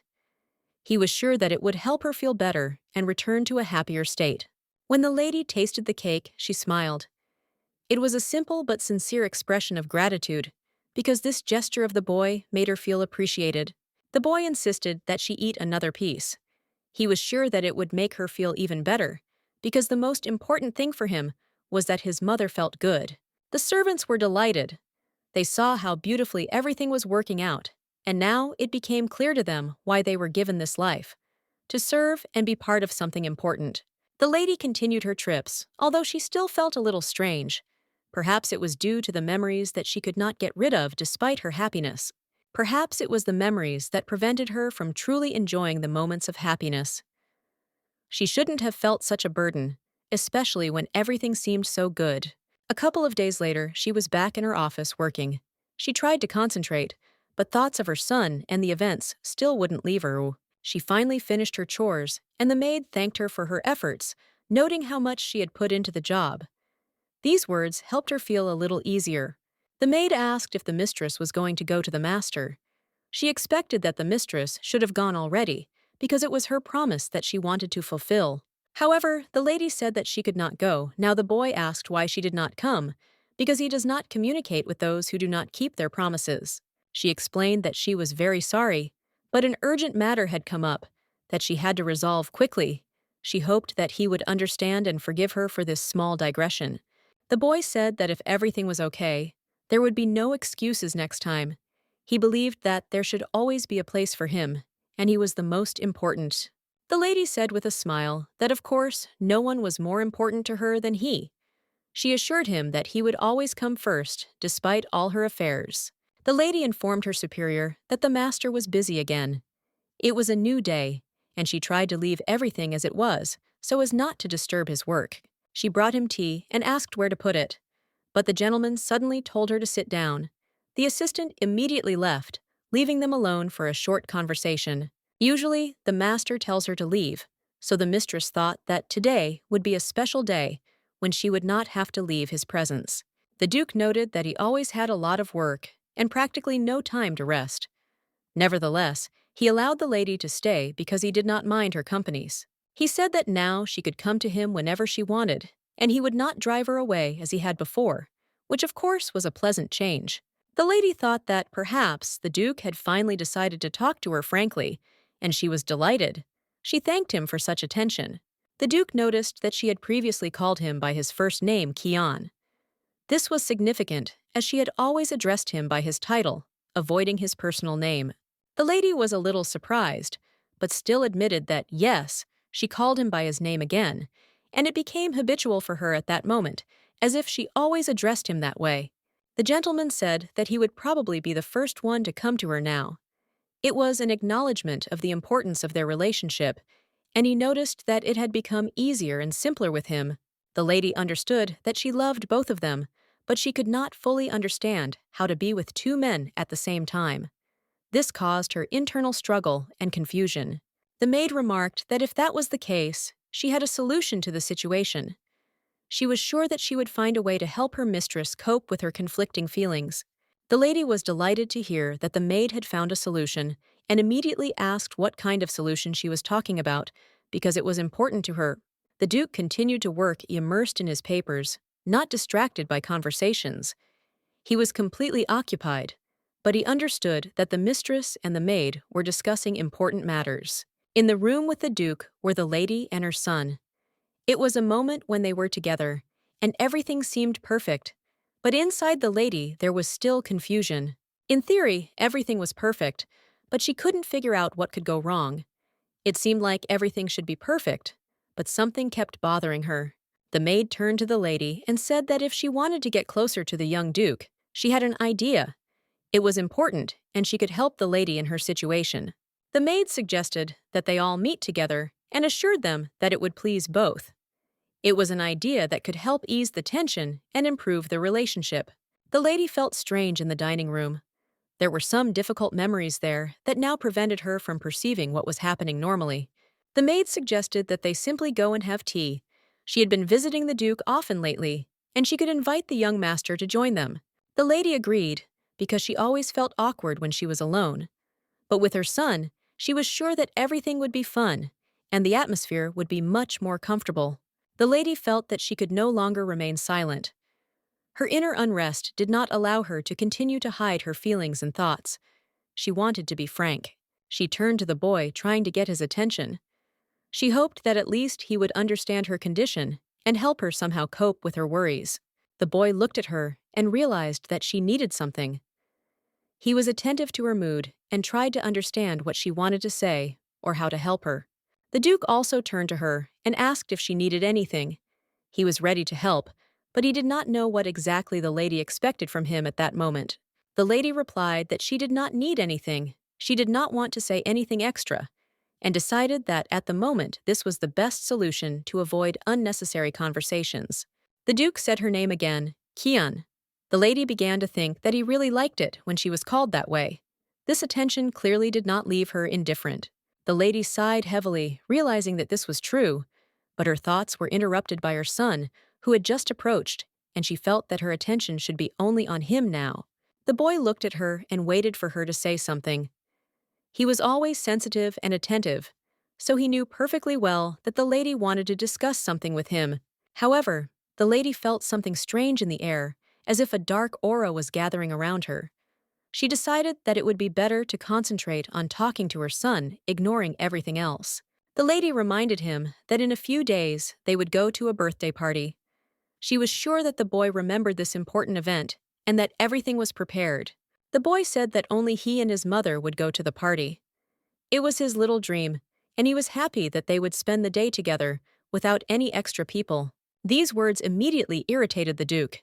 He immediately turned away. The Duke's efficiency was completely destroyed, and he felt deprived of focus and energy. The lady asked if he could promise her anything before their trip. She was in no hurry, but she knew there were important things that needed to be discussed before the trip itself.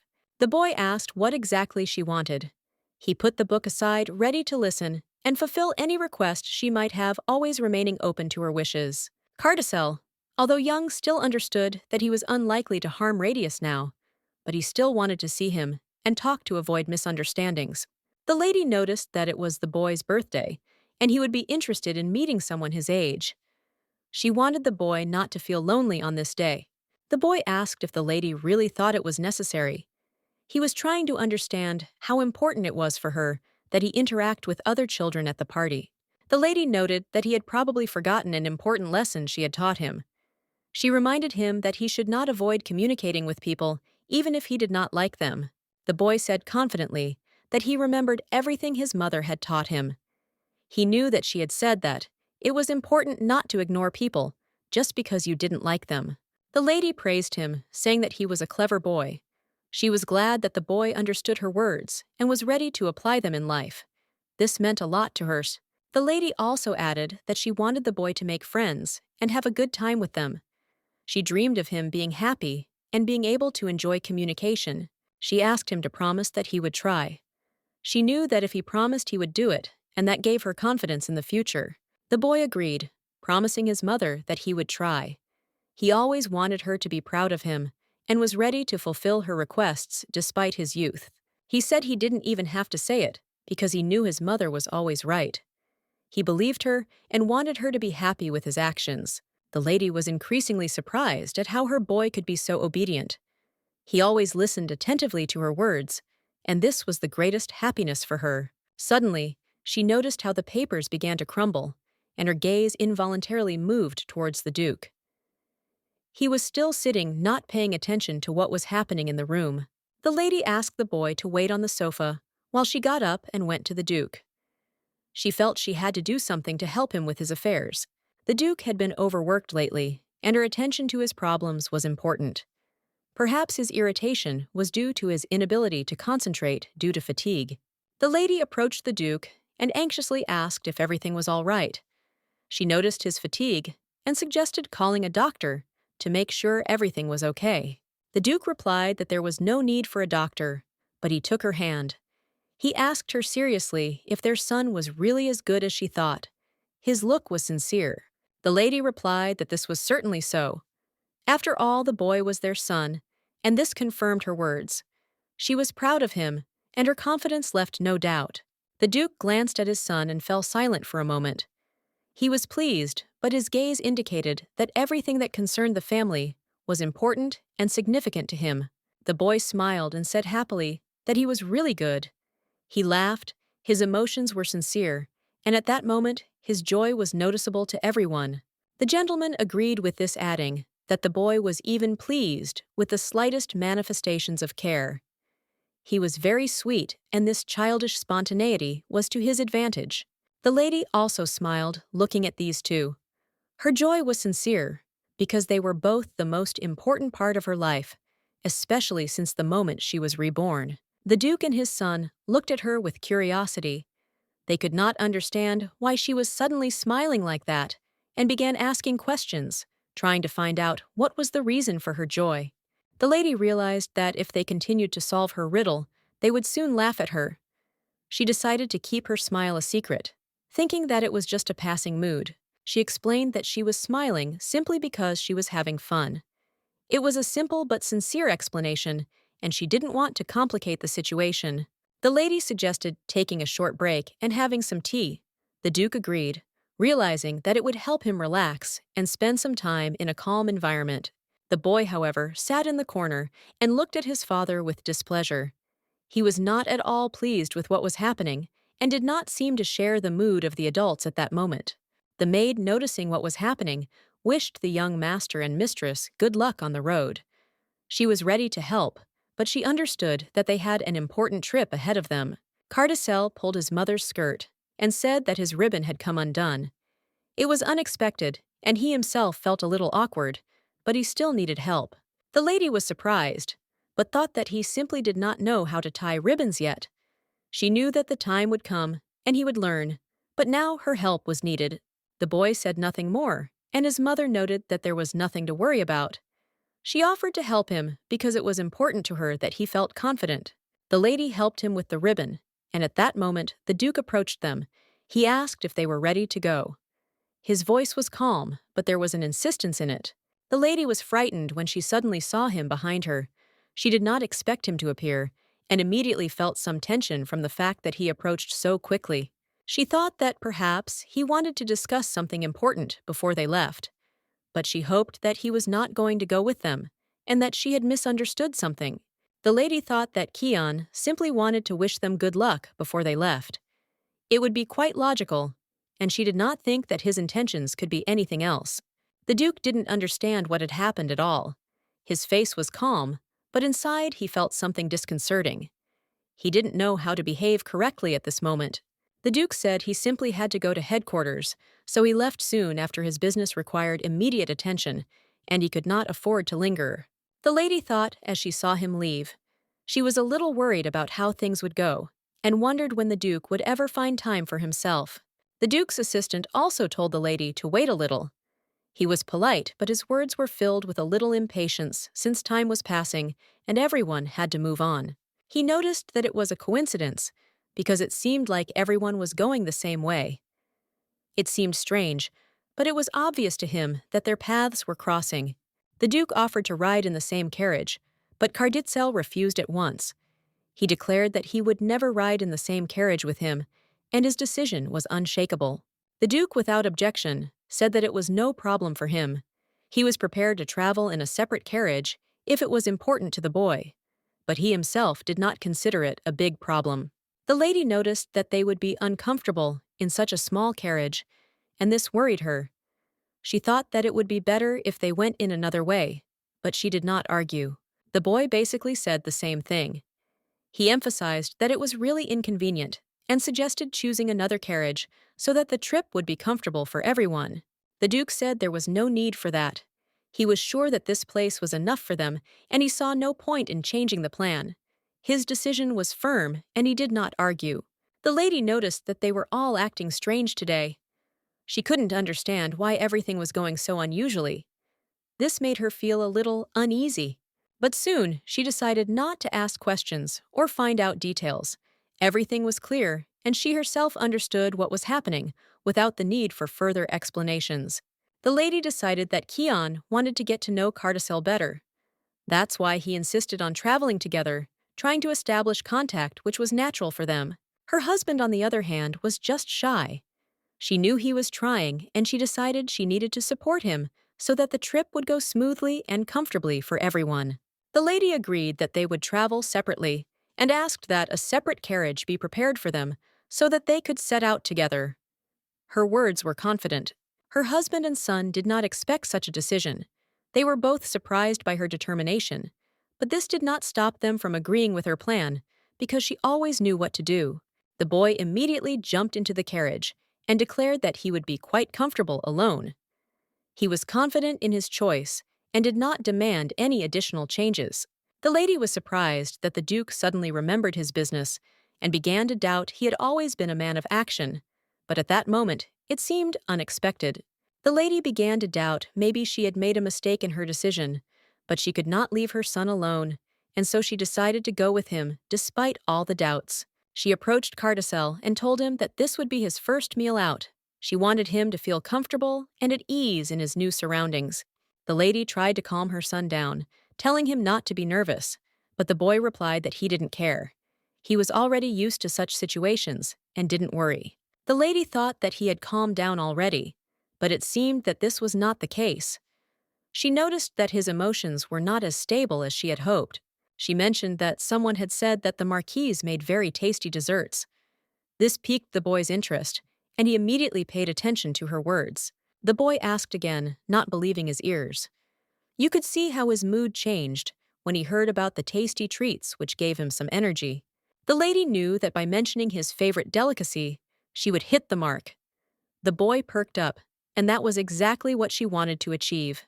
His joy. She noticed that he liked walnut cake again, and asked for that dessert to be prepared. It was his favorite treat. The boy was delighted to hear that there would be walnut cake. His face immediately lit up, and he showed obvious satisfaction at the forthcoming treat. He thought that maybe the lady thought he was small and that he could be lured with food. There was nothing strange about it, but he liked it. The lady noticed that last time she had failed to please him with his favorite cake, and now she hoped that this dessert would be to his taste. The boy said with a smile that the cake was delicious. Although it was not entirely true, he still ate it with pleasure. It was cute and funny for everyone present. He lied, but he still ate the whole cake, and his behavior was involuntarily cute. His simple naivety only emphasized his attractiveness. The boy noticed the lady smile and asked what made her so happy. He was genuinely surprised by her reaction and did not understand what caused her laughter. The lady smiled again and apologized, realizing that his simplicity made everything even more endearing. She noticed that he was simply too sweet not to smile. The boy said that even without this, he would have behaved well. He was confident and did not need additional praise, although he was still happy with the attention. The lady replied that she very much hoped that he would make friends with someone along the way.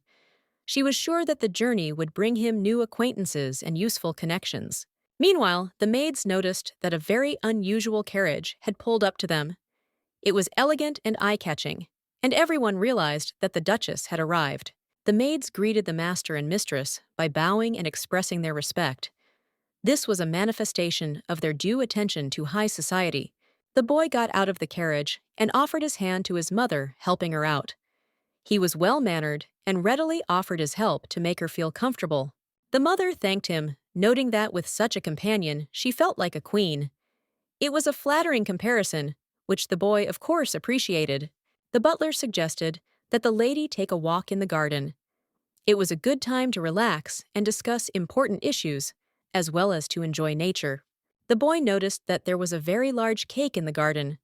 He was a little surprised by its size, but quickly realized that his cake would be even bigger than the one they had seen.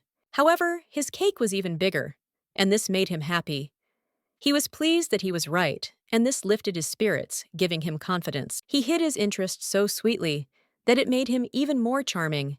His attempts not to show his emotions only increased the impression.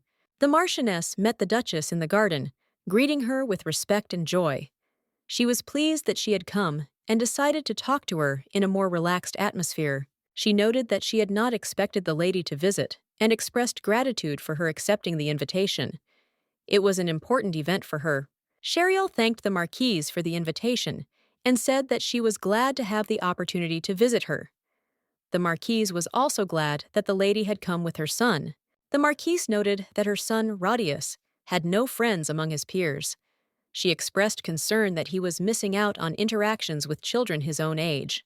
Cheriel was eager for her son to make friends, and she noticed that while Cardell might look disgruntled, he was actually happy to be there. Cheriel thought that she and the boy would get along. The lady also noted that her son would like to meet the son of the Marquise in order to find a friend among the children. She was sure that her son was very sweet, having inherited the kindness inherent in his mother. Cheriel was proud of him, considering him the best example of upbringing.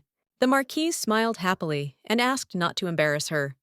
She was pleased to meet them in such surroundings, but tried not to show excessive excitement. They set up projectors so that guests could see the cutest moments with Radius. It was something new, and everyone was looking forward to this presentation. When Cheriel heard about the projector, she didn't even know that such devices existed in this world. It was a new experience for her, and she waited with interest. She was looking forward to having the opportunity to use the camera. She would like to capture the sweetest moments on her son's face, capturing everything. Cheriel said she wanted to know where she could purchase a projector like this. She was interested in being able to capture these moments for years to come. The Marquise replied that there was a light next to the lady that was used for such things. This allowed Cheriel to better understand what was being discussed. Cheriel was scared and said she wouldn't take a picture when she noticed a light. This light was special, and she decided she wouldn't interfere with the process. She quickly realized what this meant. She was about to imprint all of her son's faces into her memory. It was connected with a new technique, and she was a little stunned. The Marchioness expressed regret that this was so, but confirmed that Radius was indeed very nice. The party was intended for children, and they were the main characters of the event. She invited Cheriel to join the event, noting that mothers often sat separately enjoying the fellowship. It was an offer worth accepting. The boy asked his mother if she would go there. He was a little worried because he didn't know what to expect from the evening and wanted his mother to stay close. Sheriel reassured her son, telling him not to worry. She asked him to promise to behave because they would be separated for a short time, and she needed to trust him. The butler asked where he should take the master's things. He was ready to do his job and continue to provide comfort to his masters without asking unnecessary questions. The Marquise assumed that Sheriel was worried about her son. She knew that this was the mother's first experience meeting her children at such meetings, and that she was worried. Sheriel confirmed this and added that this was her son's first experience interacting with his peers. He had never been to such events before, and everything was new to him. Sheriel didn't often attend such events. It was new to her, and she wasn't quite sure how to behave in such a company, but she decided to trust the situation. Marquise noted that in the future, Sheriel will be attending these meetings more often. It is a great opportunity to talk about children and discuss their development. The Duchess was delighted to be able to take part. The Marchioness immediately told her where the ladies' table was so that she could relax and enjoy the event. She announced that the Duchess of Loperam had arrived and asked everyone to greet her. The entire hall was soon filled with gracious greetings and respect. The lady noted that she had only heard about Sheriel, but had never met her in person. Now she had the opportunity to get to know the lady better. The Marchioness invited the Duchess to try the desserts, singling out the cookies their chef had prepared for the evening. She was sure that the guests would like them. Sheriel thanked him for the offer and said that the cookies were indeed very tasty. It was not her first experience of tasting, but she was still satisfied. The Marchioness promised that she would definitely ask for more cookies the next time the Duchess came. Sheriel thanked her and said that she would invite her to her son's birthday. The woman continued to watch the Duchess closely as she conversed with the Marchioness. Her gaze was attentive and curious, but she tried not to be intrusive. She said that since she was here, she wanted to ask a question. It was a request she couldn't resist, and she wanted to know something important for herself. The lady started the conversation by telling her that she had recently gotten a dog. Sheriel wasn't quite sure why this was mentioned and didn't know what to make of it. She added that owning dogs is not a cheap hobby. She was raising an important question that Sheriel found a little odd, but still interested her. The lady asked what to do with dogs that do not obey their owners. This was a serious question for her, and she expected wise advice from Sheriel. She asked what the Duchess of Loperam would say about this. She was interested in the experienced lady's opinion on the subject of raising pets. Sheriel didn't understand what was being said and asked again. She wasn't sure she understood the question correctly and tried to clarify the details. The lady asked again, thinking that if the dog was not listening, then perhaps it was worth spending more time training it. This could help improve the situation. The woman did not understand why she should keep a dog if it was not obedient. She believed that it was useless, because if the pet did not behave as it should, then why keep it? One of the ladies remarked that perhaps the dog should simply be thrown out on the street, as it was expensive and did not know its place. It was beautiful in appearance. The woman who asked about the dog remarked that her pet should certainly be more obedient. She was sure that something had to be done about it. She thought that now she probably understood why her dog had been sold. Apparently, her personality had been the problem, and she herself was partly to blame for it. Her owner turned out to be a foreigner, and perhaps that was what got her into trouble. She thought he just didn't understand how to raise animals. The woman did not quite understand what they were talking about, because they were talking about her dog. The lady, however, seemed to have guessed that they were discussing her pet, and listened attentively to the conversation. The woman also mentioned that the owner might be a foreigner. She thought that might be an important fact that would help to understand the situation. The woman thanked the lady for her opinion and admitted that her dog sometimes behaved stupidly, but she promised that she would try to train her pet. Sheriel felt angry, not understanding that this woman even allowed herself to discuss her pet in such a tone. She considered it unacceptable.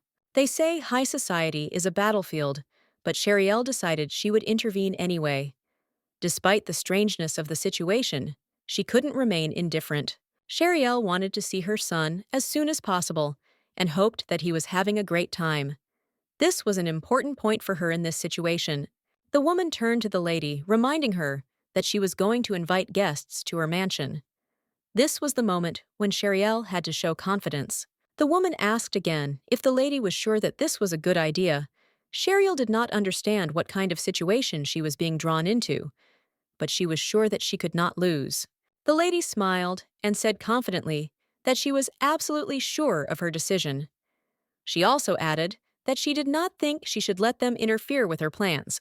Sheriel replied that she was not afraid of the Duke's actions, as she saw no reason to worry. She believed that there was no need to worry about his opinion.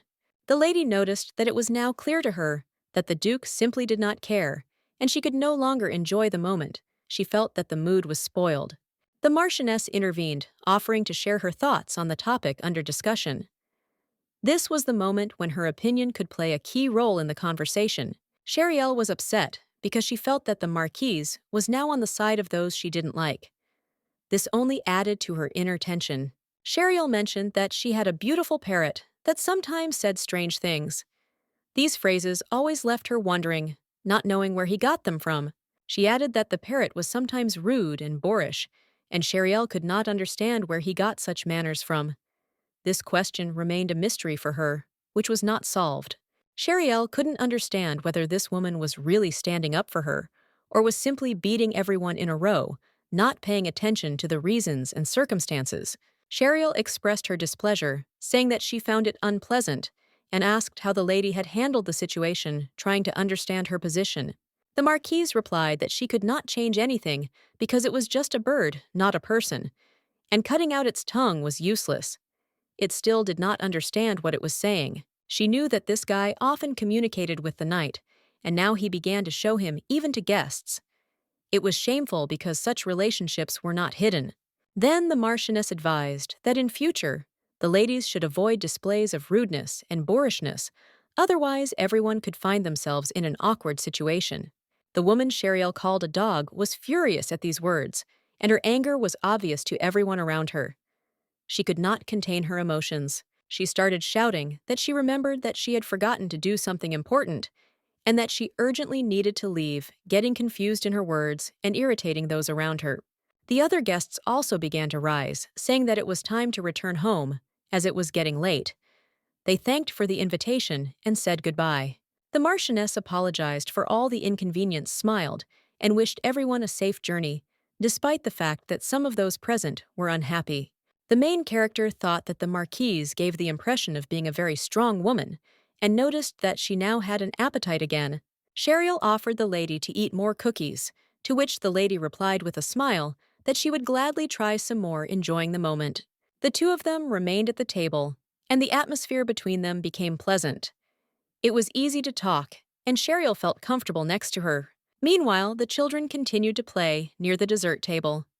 The boy was enjoying a nut pie, enjoying the taste of his favorite dish. The Marquise's son, noticing that it was time for a break, suggested that they pause the game to rest a little and talk with Cardell. He looked towards the boy and said that he would be back soon, assuring him that he would stop playing for a while to discuss something important. Approaching Cardell, he smiled and asked him if he liked the dessert, hoping that the boy would appreciate their treats and find them delicious. The boy replied that the dessert was very tasty, but he actually wanted to continue playing with the children, so he stayed nearby despite the delicious treat. It was quite funny because he himself was still a child, although different from the others, playing with them more out of necessity. But his mother said she wanted him to make new friends and have fun. She thought being around kids would help him become more open. If he did not keep this promise and continued to avoid communication, his mother might begin to become disappointed in him, which was an unpleasant thought for the boy. So he started a conversation with Cardell, offering him a cake to trying to engage him in conversation and get him interested in communication. The boy was surprised when he was asked if he knew who he was, and decided that it was an interesting question that was worth answering, despite the strangeness of the situation. Cardell replied that he did not know the boy, and frankly speaking, saw no need to recognize someone of lower status than himself. The boy said he could give a hint. This cake was made by their pastry chef, and perhaps Cardell should pay attention to it. Cardell suddenly realized that the person standing in front of him was Radius Pincel, a guy who had recently impressed him with his mannerisms and behavior. He realized that this guy was the culprit of everything that was happening, and the boy immediately noticed that this was indeed the case. I wonder if he envied him because of this. Radius replied that he was not jealous at all. This surprised Cardell, and he could not help but ask why he was so sure of his feelings. The boy said that his mother would now congratulate him every year on this event. He was glad that everything turned out this way, and hoped that everything would be fine. Radius, noticing how Cardell blushed, asked him what had happened to him. But he did not answer, and asked why he had come up to him at all, since they were having fun without him. Radius said that he looked much more interesting than all the others, and it would be impolite to leave him alone. He clearly valued Cardell's company and did not want to let him go. Cardell realized that Radius clearly wanted to talk, and he noted that his mother often praised him for his behavior and manners, which was quite unusual. Then Cardell, after thinking for a moment, said that his mother also praised him tirelessly. He knew how proud she was of him and his successes. Radius, curious, asked if he was sure his mother praised him often, since his mother seemed to do so much more often than Cardell's mother. Cardell, in response to this remark, said that his mother does not even let him rest, always demanding more and more. Radius noted that Cardell's mother does a lot for him. Cardell did not go into these thoughts.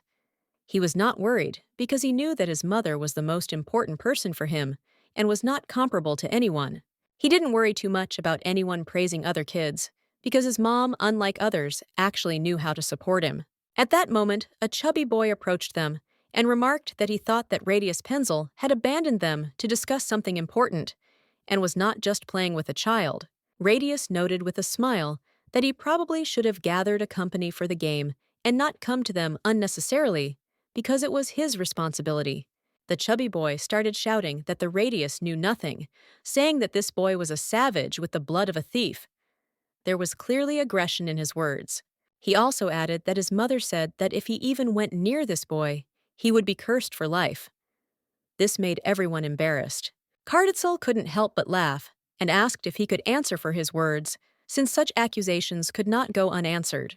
The guy confidently replied that of course he could, and seemed to think that Cardell would be scared. He even tried to make his face more serious. One of Father's assistants, noticing the situation, intervened, stating that Cardell was a member of one of the most noble families of the empire, and he needed to learn to have manners. He said that when Cardell grew up, he wouldn't even dare to raise his head in the presence of these people. This was because his status was so high. Cardell understood that this was just empty talk.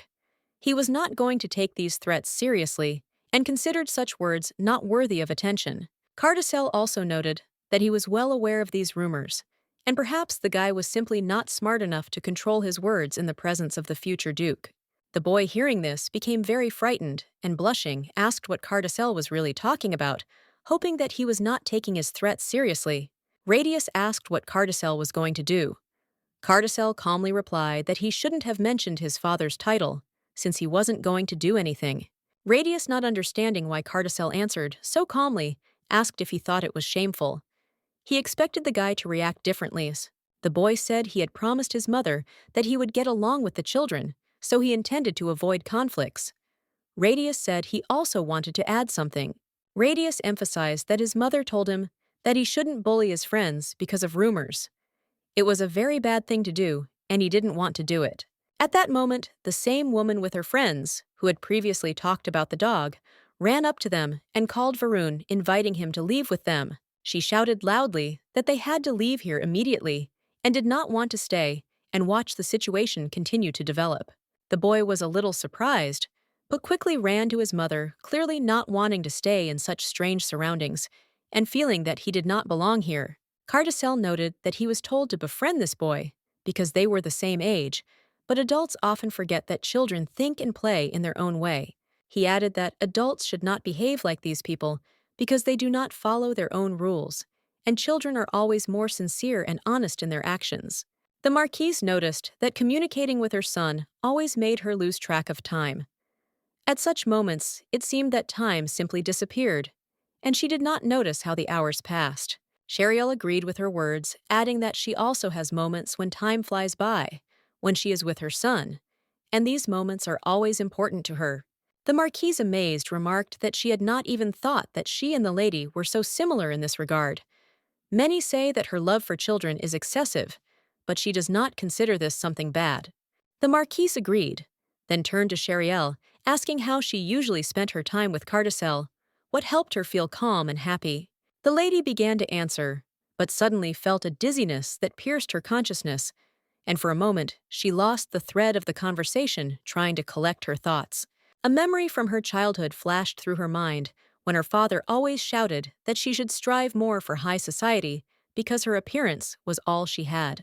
Back then, as a child, she couldn't understand why her appearance was what her father put first, but she felt that there was a bitterness and helplessness in it. Suddenly, the memory disappeared, and Cheriel felt a strong sense of malaise, as if it was not real, but only a fantasy that caused painful sensations.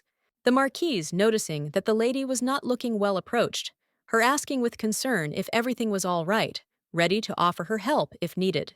The lady replied that everything was fine, and assured that her anxiety was only related to thoughts about her son, and that it was not at all related to her health or other problems.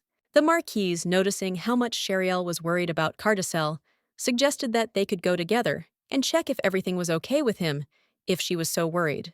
The lady thanked her for the offer and agreed to go. She felt relieved by such attention and understanding that her anxiety had not gone unnoticed. Soon they went out with the Marchioness and the maids, and the lady thought of her son, confident that Cardell could not hurt anyone, and most likely everything would be fine. The lady had confidence in her son, she knew his character, and believed that he could not be to blame for the conflict, although she had heard rumors about how he could behave. Despite this, she remembered the novels she had read about similar situations, and thought that in her case, Cardell would most likely also show abilities for peaceful solutions.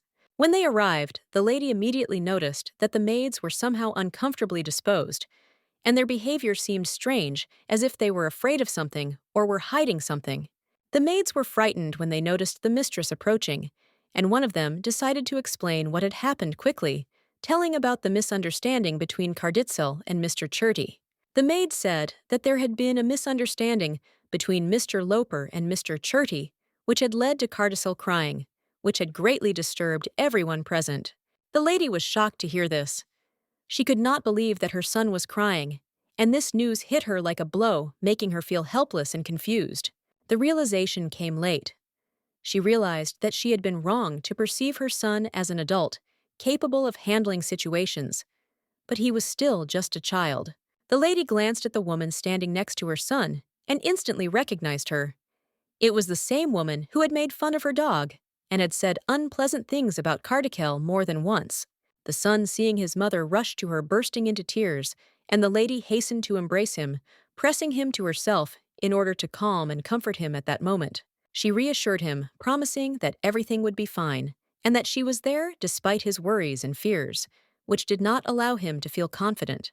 The lady asked him with concern if everything was all right, and in a soft voice asked why he was crying, unable to understand what could have upset him so much. At that moment, she felt that she needed to find out who exactly was the reason for her son's tears, and she was ready to do anything to punish the one who dared to offend him. The lady turned her gaze to the woman standing next to her and immediately realized that it was she who had insulted Cardell, starting with ridicule of the dog, and then offended him as well. Unable to bear it any longer, Cheriel turned to Mrs. Cherty with a request to explain and tell what had happened between her and her son, since she could not ignore it. The lady lowered her head and sadly reported that her son had only said that he had made a small mistake, not thinking that it could cause such consequences. She asked again if her son was really crying over something so insignificant. She couldn't understand what could upset him so much. The woman, feeling agitated, did not know how to properly connect words to express her feelings, and many thoughts arose in her head.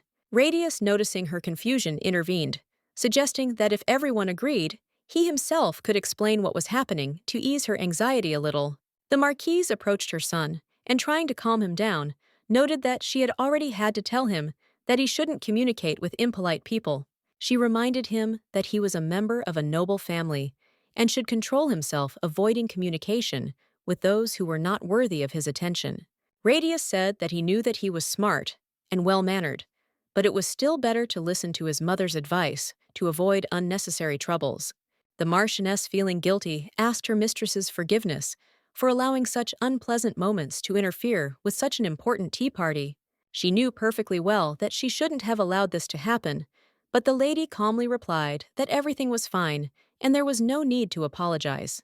However, her only concern was why her son was crying, and she was eagerly waiting to find out the reason for his tears. She also asked if the woman had properly apologized to her son for her behavior and had not neglected him.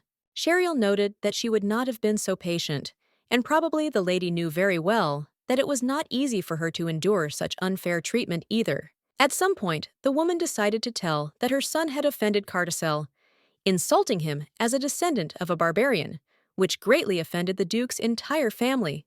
Cheryl asked again if she really thought that could justify her son's behavior, since they are often subjected to humiliation, even if he is just a child. She stressed that this boy probably succumbed to gossip and other people's opinions, which led to such behavior without realizing the seriousness of the situation. Cardell, trying to calm his mother, said that the boy claimed that, when communicating with him, people became cursed, but the lady immediately punished him. She said she thought the act was serious enough to affect the child's behavior, but Cheryl noticed that she had hit her son. The woman was a little embarrassed, not knowing how to answer, because she did not expect that her actions would cause such consequences. The lady noticed that she had hit her son, and this indicated a lack of conscience, especially since she had to apologize to him. The lady made a remark that now she should ask her son for forgiveness, and she should make sure for herself that he received the punishment he deserved. Cheryl, leaning towards her son, her voice irritated, asked him to quickly ask for forgiveness, since he did not seem to understand the importance of his actions. The boy, however, protested, refusing to apologize, and the woman swung at him again, shouting that he had apparently misunderstood her intentions. At this point, Ms. Cheryl intervened calmly and confidently, stating that she had to intervene or things could end badly for everyone. The woman stopped, but still shouted at her son not to hold a grudge about what was happening and to prepare to apologize. Cheryl insisted that he had to apologize right now, otherwise the situation would not be resolved, and all the consequences would fall on his shoulders. The boy, with tears in his eyes, admitted that he did not want to offend anyone, and sincerely asked for forgiveness, realizing his mistake. The woman, looking at him, asked for forgiveness for her son's behavior, wondering where he could have heard such strange and unpleasant things. However, Duchess Cheryl, with a cold expression on her face, shouted at her to immediately take her hands away from her son. Otherwise, the consequences would be very unpleasant. Cheryl added that she would not touch Cardell with the same hands that had just harmed her son, and would not tolerate such behavior again. She promised that all this would be discussed with her husband, and she would let him know how everything happened so that he would understand the seriousness of the situation. The woman tried to stop the lady continuing to apologize and asking her not to take such serious measures and not to inform her husband. The boy continued to cry, and the woman's heart sank with pain, realizing how hard it was for him to go through what was happening. She couldn't understand why this woman was treating him so cruelly, because he was completely innocent of the current situation. She felt that the boy did not deserve such treatment, and firmly told the lady that children are not toys, but living people with feelings and rights. Therefore, Duchess Cheryl, trying to restore justice, said that there can be no forgiveness for such behavior, and this must be understood. She announced that they were about to leave, and taking her son in her arms, she headed toward the carriage. There was a hint of weariness in her eyes, but despite this, she continued walking. Upon returning home, the first thing she decided to do was go to her husband, feeling the need to discuss what had happened. He needed to hear everything that had happened to her. This insult was much more than a personal offense. She understood that this humiliation affected not only her, but their entire family. It was too much for her. She returned holding her son in her arms. She told him that she was sorry for leaving so abruptly. She didn't want it to happen that way. The boy calmly replied that he didn't see anything wrong with it. He had played with the children and eaten, and none of this had caused him any concern. He said that he had behaved well, had not offended anyone, and had kept all the promises he had made. This was important to him, and he was proud of it. The boy added that he would be glad if she did not leave him. He always obeyed her, and it was important to him that her words came true. She, not understanding where he got such thoughts from, asked him what made him think that she was going to leave him. She never received an answer from him. The boy was silent, but he said that everything always happened like this. So this time, nothing had changed for him. He saw no reason to worry. The lady lowered her eyes, realizing that his fears were well-founded. Only 2 months had passed since their reconciliation, and she could understand his concerns. However, it remained a mystery to her why Cheryl was so cold towards her son. It remained unclear to her despite all her efforts. Every time her son said such words, her heart would shatter into tiny pieces. She felt her emotions filling her soul with pain. She began to think that he was not her real son, but only a fictional character from a novel she had once read. This comparison tormented her. She hoped that the boy was not lonely and apologized again, promising that she would always be there for him. However, he said that he did not like it when adults lied. He said she had to keep her promise and she couldn't understand why he was so worried about it. She felt that lying in this case was unnecessary. The boy lowered his head again and said that he himself had kept his promise, which meant that perhaps something else was waiting. It sounded like a hint of something inevitable. The lady thought for a moment, not knowing how to respond to this.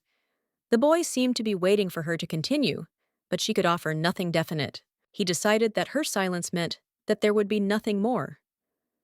He took her silence as a sign that it was over, and there was no point in waiting.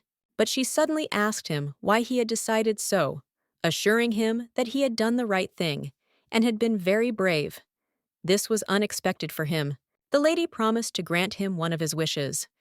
It was important to him, and his face lit up with a smile when he realized that his request would be fulfilled. The boy, smiling happily, asked several times if it was really true. He could not believe that his wish could be fulfilled so quickly. She said that if that was his wish, she would read him a bedtime story. It was a simple but important promise that she was willing to keep. The lady was surprised by such a wish, not expecting that he would ask for exactly this.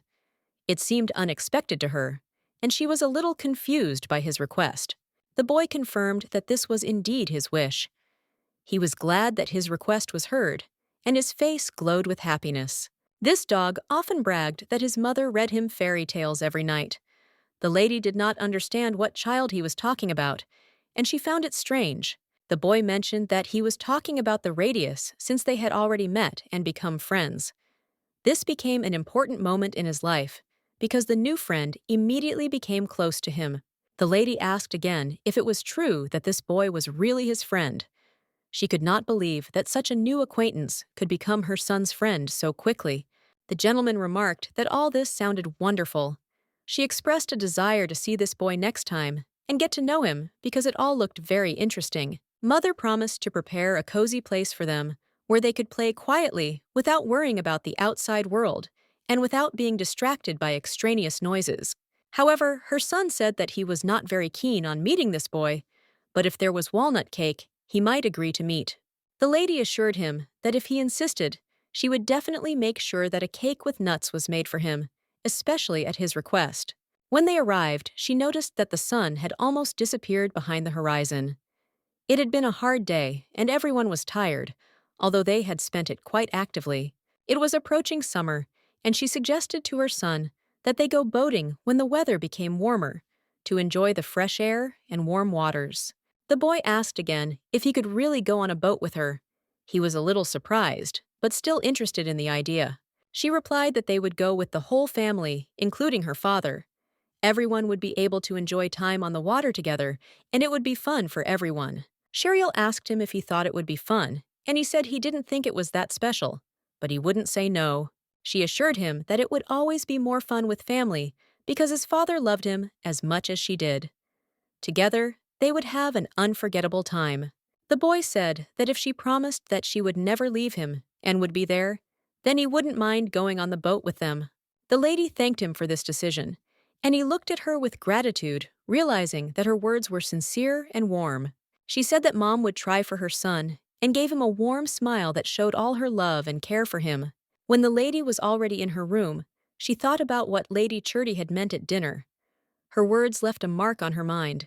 Perhaps Cheryl was forced into marriage with Kian because it was unclear why he was suddenly called a barbarian. It all seemed strange and confusing.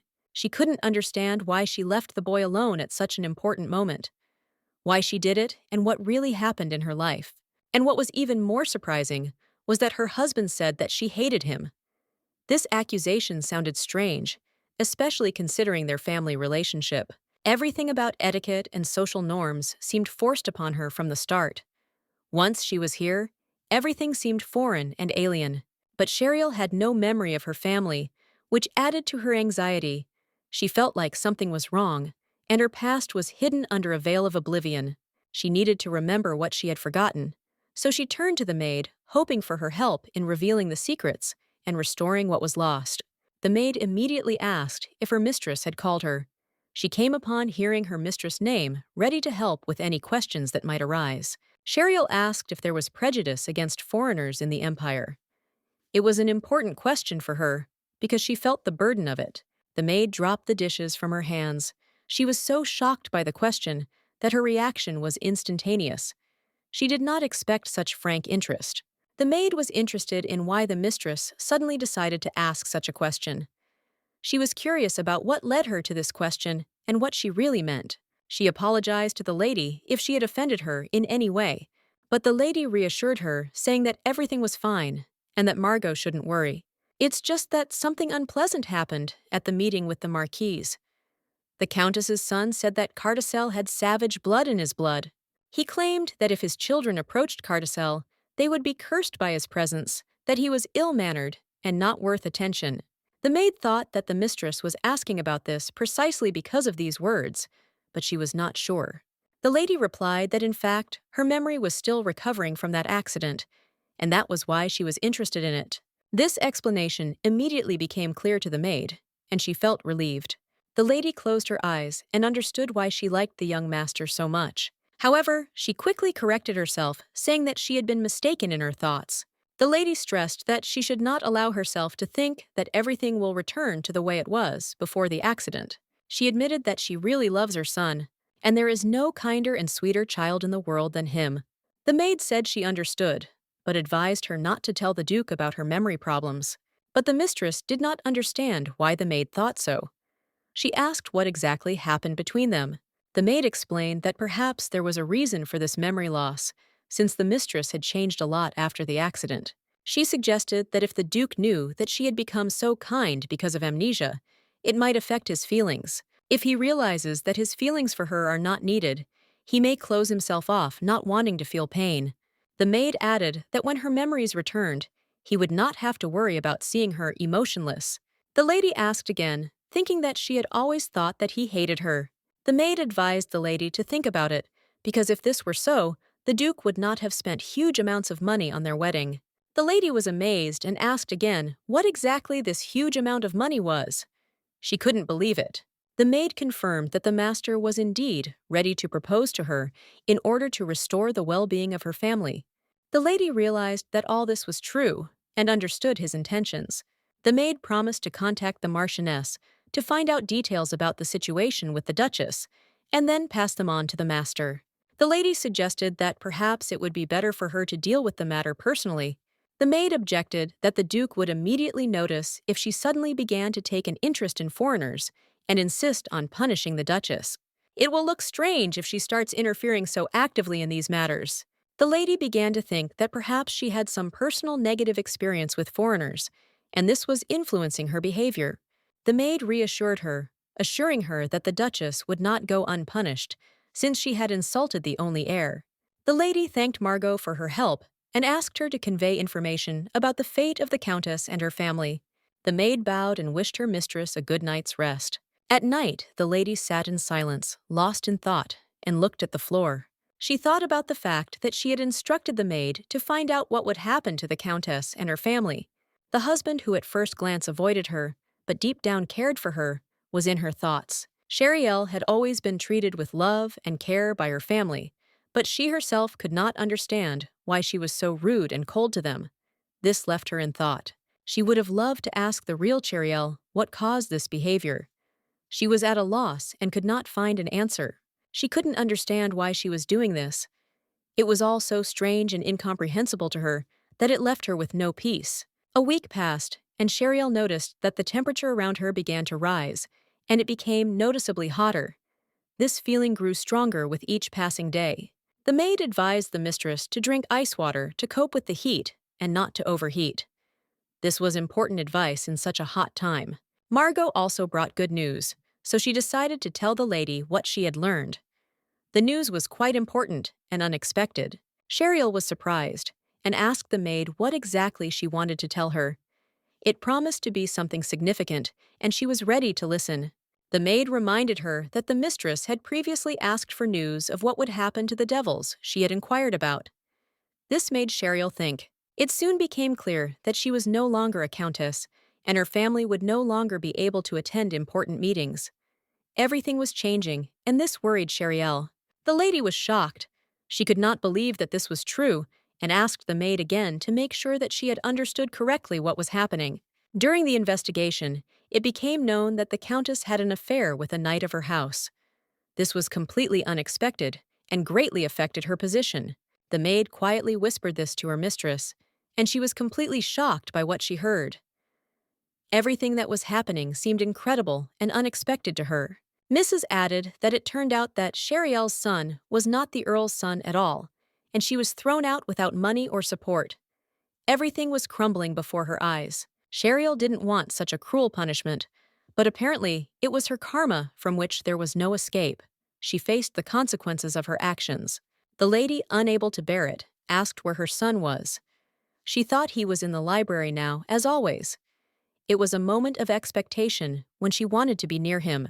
The maid confirmed that her son was indeed in the library and added that the heat was getting stronger. He was unlikely to go outside. Sheriel was eager to see her son and asked Margot to prepare cold desserts for him. It was her little wish that she was looking forward to. Margot approached the lady again and said that she had something else important to convey. This made Sheriel interested. Sheriel turned to the maid in surprise and asked what exactly she was going to talk about. Her curiosity was strong, and she expected to hear something important. The maid said that this would be unexpected news that could affect the mistress's future. She hoped that even with the return of her memories, Sheriel would be happy. The maid confidently said that Sheriel would continue to take care of her son as before. She was sure that the mother's love would not change. The maid added that despite the changes, the mistress will remain as golden as she is now. Everything will be as before, despite all the difficulties. She apologized to the lady for any unnecessary trouble she might have caused with her words. It was a sincere apology that she addressed to Sheriel. Sheriel calmly replied that she loved her son and would continue to take care of him no matter what. She wanted him to always be happy. She continued to assure the maid that her son needed to feel loved and important, and that no memories would change her love. Everything would remain as it was now. The maid was glad to hear this. She sincerely thanked her mistress for her confidence and said that she also believed that everything would be fine. The maid admitted that she had not been able to prepare many desserts as planned, but the mistress, despite this, was preparing for the upcoming treats with joy. Sheriel walked into the library and, noticing that her son was not there, immediately called out to him. She knew that he always liked to read there and decided to start looking for him. The library was fairly quiet and the atmosphere was calm. Sheriel decided it was a good place to take a look around and see where Cardell might be. She headed for the stairs, hoping to find him at the top. Soon she noticed him. He was sitting at the table with a book in his hands, and it seemed that he had already fallen asleep, absorbed in reading. There were plenty of places to rest in the mansion, and although it wasn't his room, it was always cozy. Sheriel walked over to him, and seeing that he was asleep, gently picked him up. He looked so cute and vulnerable when he was sleeping, and his flushed face added to his charm. Sheriel looked at him tenderly, feeling the warmth of his body. But in a moment, her calmness gave way to anxiety. She sensed that something was wrong. Cardell was feverishly hot, and she knew that his condition could worsen at any moment. Sheriel started to panic, but then she noticed that there was a cooling spell hanging in the library that was supposed to lower the temperature. She quickly held him in her arms, trying to calm herself. At that moment, Cardell groaned weakly, as if he was unable to remain conscious. His weak sound made Sheriel even more worried about his health. Cardell remembered the words of his friend Radius, who often told him how his mother told him bedtime stories. These memories now brought him some comfort. He had always known that there were many places in the mansion where he could be alone. However, now it seemed to him that his room was not the only place where he could feel comfortable. Cardell didn't think this was unusual, although he knew that other people had similar hidden places for solitude. He didn't see anything strange in this. Radius, who was always a little envious, often said that his mother loved him much more. But Cardell always knew that in reality, his mother valued him the most. Cardell laughed to himself, remembering how Radius tried to convince him that his mother loved him more. However, he knew that in his case, his mother's love was unconditional and did not require proof. Radius once asked him if he was looked after when he was sick. Cardell recalled how his mother was always there, holding his hand and comforting him in the most difficult moments. When Cardell felt ill, his mother was always there, never leaving his side. She held his hand, comforted him, and supported him no matter his condition. These moments remained in Cardell's memory, and he promised himself that one day he would be able to return everything that his mother had done for him with the same care and love. Cardell had never been sick before, and he was always proud of it. He believed that it was because he was a good son who did not make his mother worry. He was sure that his health was the result of his good behavior. His mother did not worry, and that meant more to him than anything else. He noticed that it seemed that his mother loved him even more than he thought. After all, he was never sick, and she did not have to worry about him. This added even more confidence to his thoughts. His mom always called him Cardi because he was a good son. He always did what she was told, and maybe that was one of the reasons why she loved him so much. Cardell felt a lot of pain. His head was splitting, and his condition was only getting worse. Sheriel quickly picked him up and began to move quickly towards the room. She carried him to his room, where a doctor was immediately called. Sheriel hoped that it was nothing serious and that his condition would improve soon. The doctor examined Cardell and reassured them. He said that the headache was related to growth and that it would pass in a couple of days. It was a temporary phenomenon and nothing to worry about. He assured that Cardell had no serious health problems and that there was no reason to worry, but he still advised not to ignore such symptoms in the future. Sheriel couldn't believe it was because of his height. She had always thought that this kind of pain was something adults had, but now it was clear to her that her son had his own unique characteristics. The healer explained that Cardell had an innate ability that was linked to fire. When his power reached a certain threshold, he felt pain until he balanced it. When his strength in his body reaches its peak, his body cannot hold it, and it makes him worse. Sheriel felt relieved when she heard the doctor's explanation. First aid was given, and the young gentleman could now rest a little. The doctor said it was important to give him time to recover, to avoid further complications. The maid reassured Sheriel, saying that she shouldn't worry so much. She promised to keep an eye on Cardell's condition and suggested that her mistress rest in her room. Sheriel thanked the maid for her concern, and feeling a little better, apologized for disturbing her. She left Cardell in the maid's care and went to her room, but she still won't be able to relax if he remains under her supervision, so she will call the maid if she suddenly needs some help. She asked the maid to leave her and her son alone, so that they could be alone. When the lady heard her son approaching, she immediately asked him if he was okay, as he was making some strange sounds. The boy replied that it hurt, but at the same time said that everything was fine. The lady calmed him down, assuring him that everything would be fine, and that she was with him now. She noticed how he began to cry and call her mom. She was scared when he first called her mom. It was unexpected and unusual for her. She told him that mom was there, and for the first time, he called her mom in full, before he only said, "Ma." The boy woke up and immediately apologized, explaining that he didn't mean to act like a child. He said he wouldn't do it again and asked her not to hate him. The lady embraced him and assured him that she did not understand why she should hate him calling him her daughter. She added that she was very glad that he called her mom for the first time. It meant a lot to her. She told him that he didn't need to try to act like a child because he was already doing what he wanted. The boy called her mom again, and she said yes, assuring him that she wouldn't be afraid if he got hurt. She explained to him that he just needed to rest, as good rest was important for his recovery.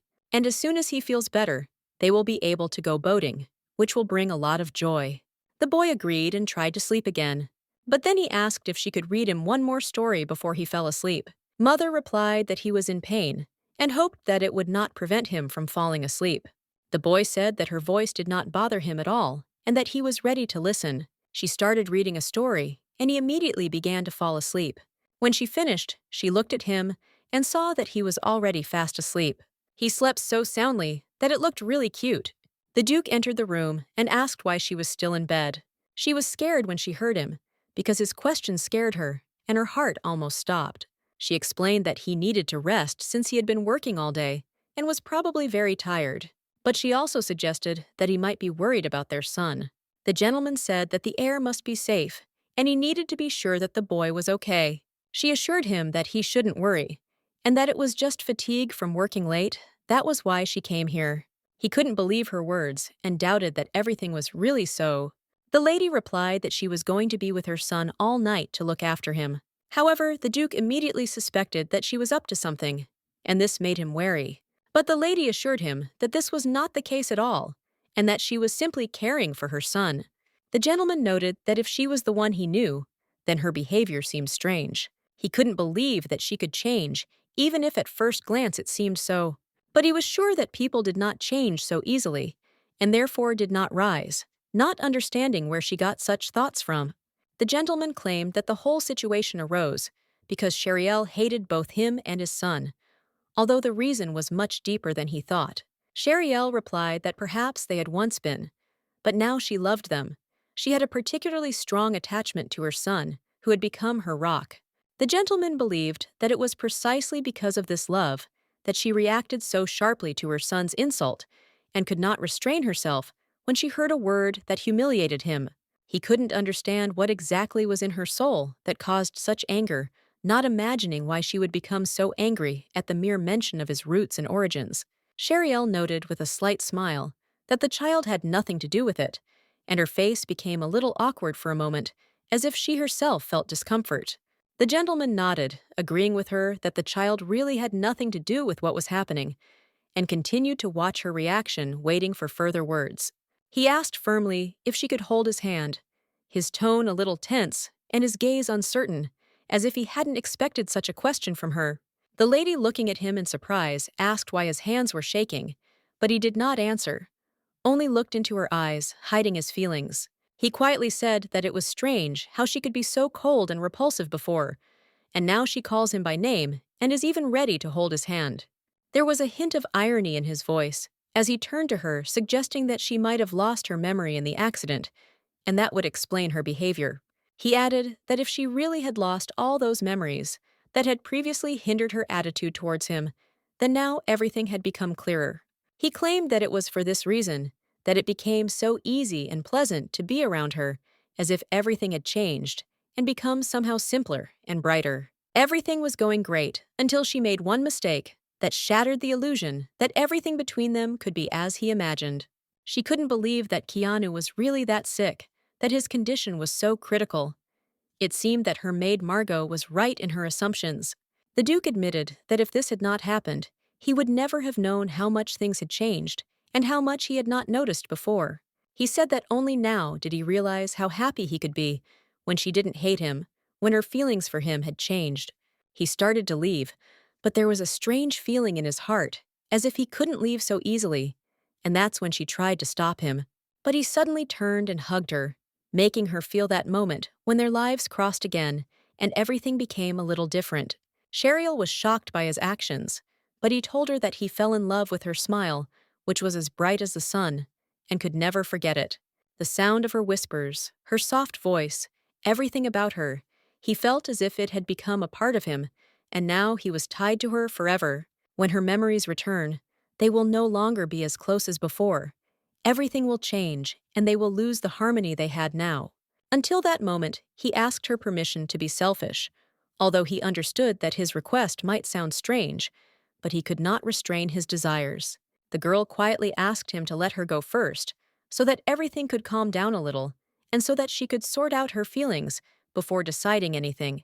The Duke simply asked for forgiveness, and she replied that it was okay, that everything was fine, and her reaction was not what he expected. The gentleman thought that she had made her final decision, but she smiled and said that if he really wanted it, she would not interfere with him. She knew that he was a good and caring person, always ready to show his love and kindness. She also realized that all his rudeness was actually hiding the embarrassment he felt inside. He was worried that she would turn away from him when they returned, and the memories would come back to life in her mind. He was afraid that her gaze would become cold, and the answer she would give would be too painful for him. The gentleman hugged her, and she replied that even if her memories returned, she would not forget his warmth and care. The gentleman could not understand where she got such softness and sensuality from. She seemed completely different to him. He was afraid that if she continued to speak so softly, he would not be able to accept it if she suddenly changed. The gentleman noted that it would be difficult for him to cope with her tenderness, because now she was so sweet and caring. The lady simply smiled, enjoying this moment. She was pleased to feel his attention and care. He couldn't understand what was so funny, but she just replied that she didn't know, he was just too nice. It was the same man who hadn't even looked at her at dinner, and now it all seemed such a strange change.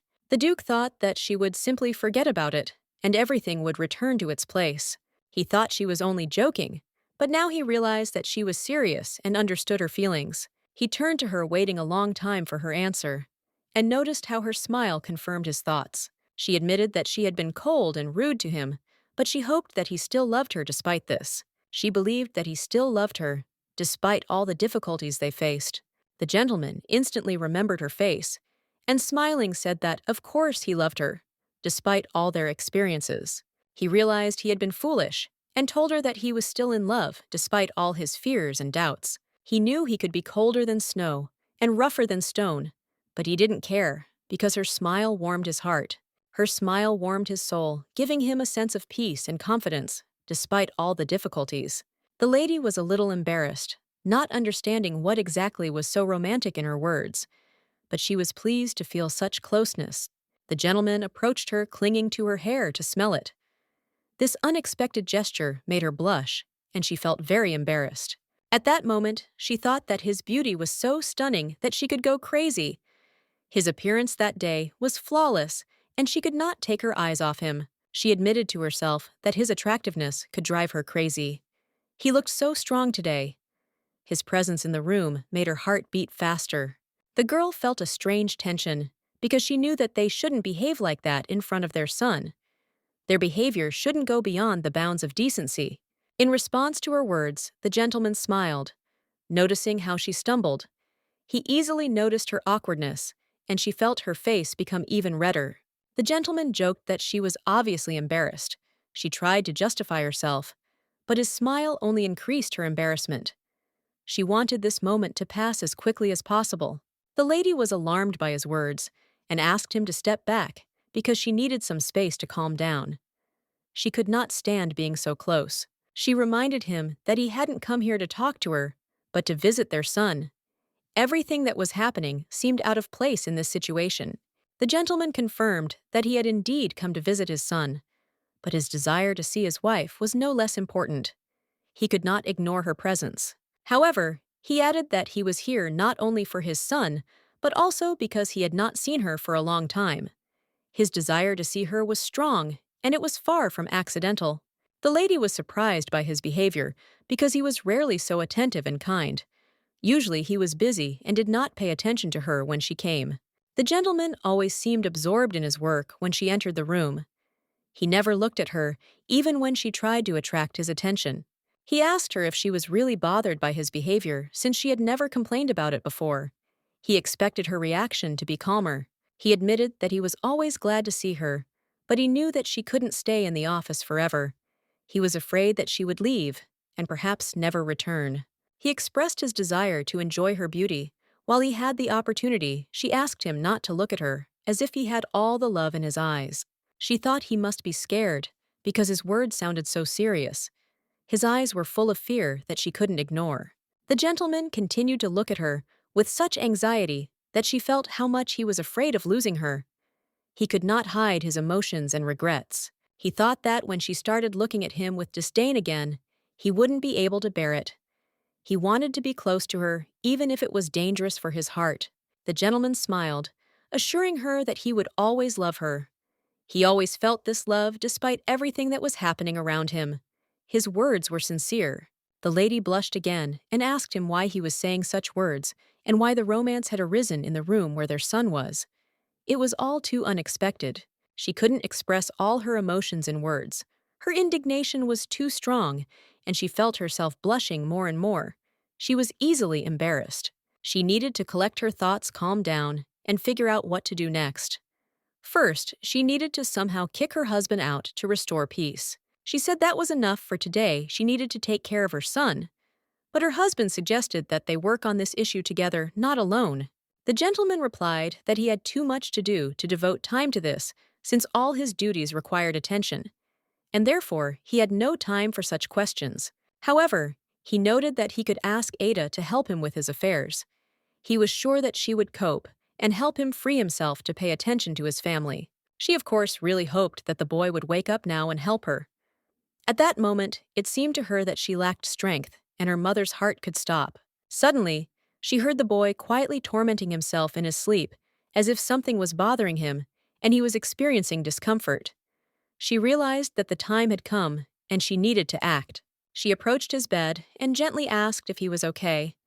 Only then did she realize that he clearly needed some rest, and that she needed to be there. The boy replied that he felt dizzy, and that he felt something was wrong. His face was pale, and she immediately realized that the illness was getting worse. He also complained of a high temperature. The lady examined him, noticing that his body was still hot, and she needed to be patient to make him feel better. She hurried to put a compress on his forehead, hoping it would bring relief. She believed that, with his condition, he would soon feel a little better. The boy said he felt a little better, but found the noise in the room too disturbing. He asked for some silence so he could focus on how he was feeling. He pointed at his father and said that his loud talking was making his head hurt even more. He wanted everything around him to be quieter so that he could bear the pain more easily. The boy said he would feel more comfortable staying with his mother and that he didn't need his father around. He wanted to be cared for and reassured by those he trusted.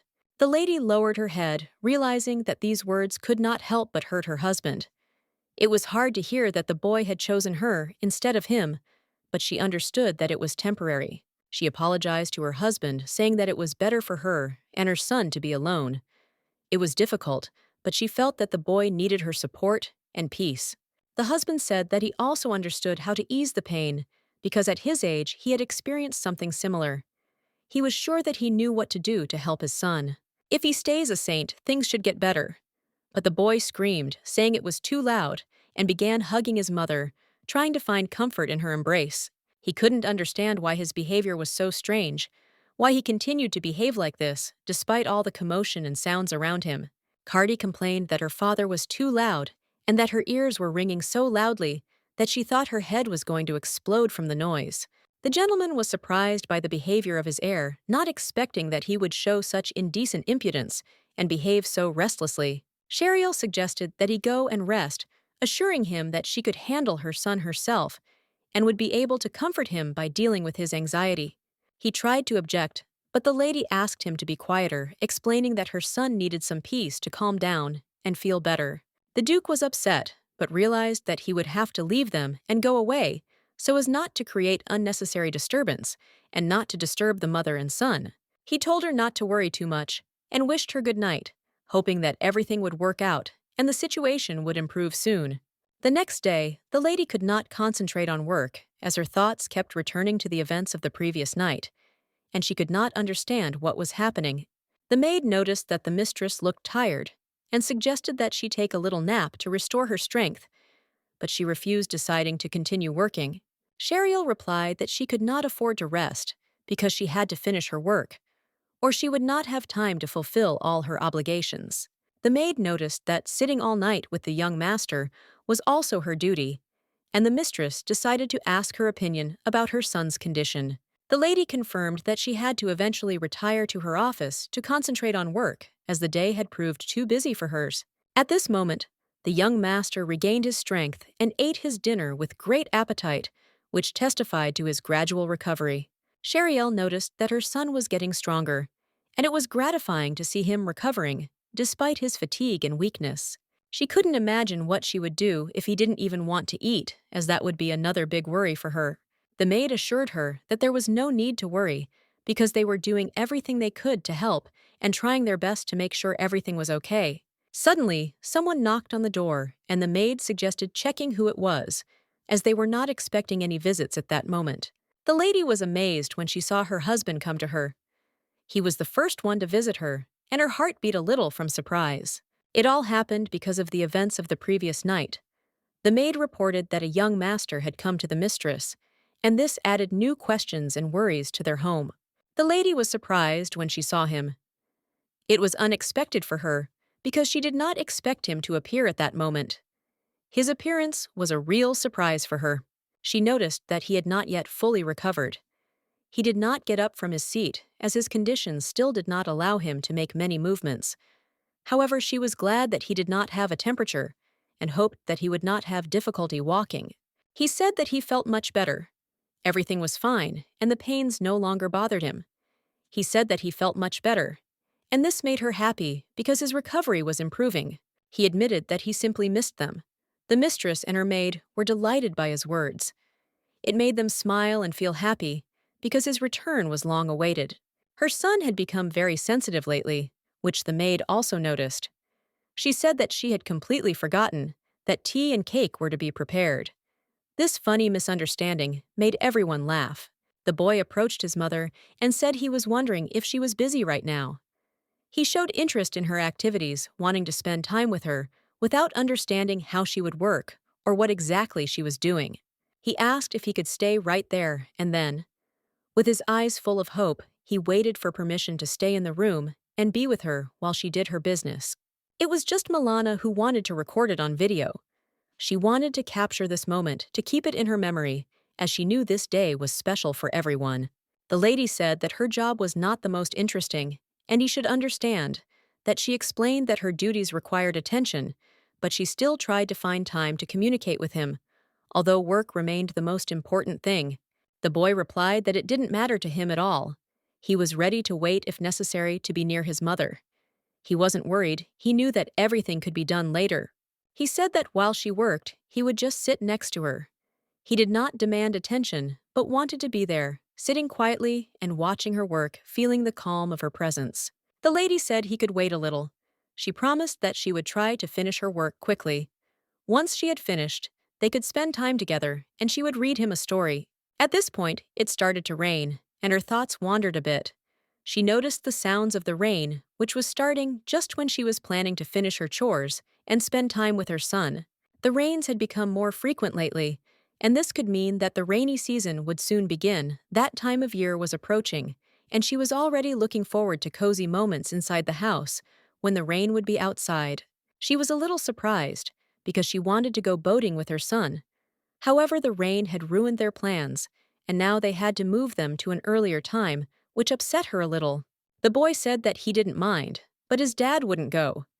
He noticed that his father didn't show any interest in such walks, and this seemed strange to him because his father was always busy and avoided such events. After that, the gentleman came up and said that he had a strange feeling that something was happening behind his back. He felt that something had changed, and at that moment, tension arose. The lady was frightened and did not understand what exactly was happening. She could not figure out what had happened and why the gentleman had said that questions arose in her head that she could not immediately explain. He explained that the door was open, and he decided to look into the room on his way to the office. He did notice that his son was nearby and expressed his opinion on what was happening. His main focus was still on his wife. He said he was ready to go with them any time she wasn't busy.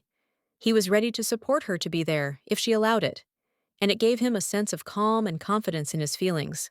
The boy was a little angry because he did not want to go with his father. He felt that the plan did not suit him, and his displeasure showed in the way he reacted to the proposal. He told his mother that he wanted to sit next to her when they were riding in the carriage. He expected that his wish would be heard, and he would be able to be next to her at that moment to feel her support. Of course, she agreed. The gentleman said that he himself would sit next to her, because despite everything, they were not husband and wife, as is customary in the family, but just people. However, the boy began to say that his father was busy, and his mother often preferred to be near him, and therefore he would be there as always.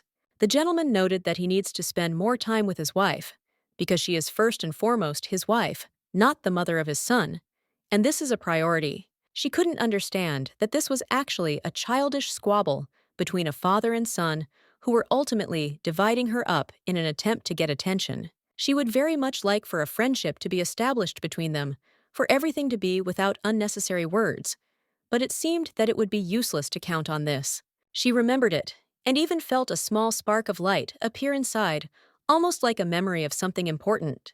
Standing up, she declared that arguing was bad, and they would get nowhere if they continued in the same spirit. Something had to be decided. She suggested that they both step outside for a while. Time she thought would help cool their hot heads and find a way to understand. The husband was scared.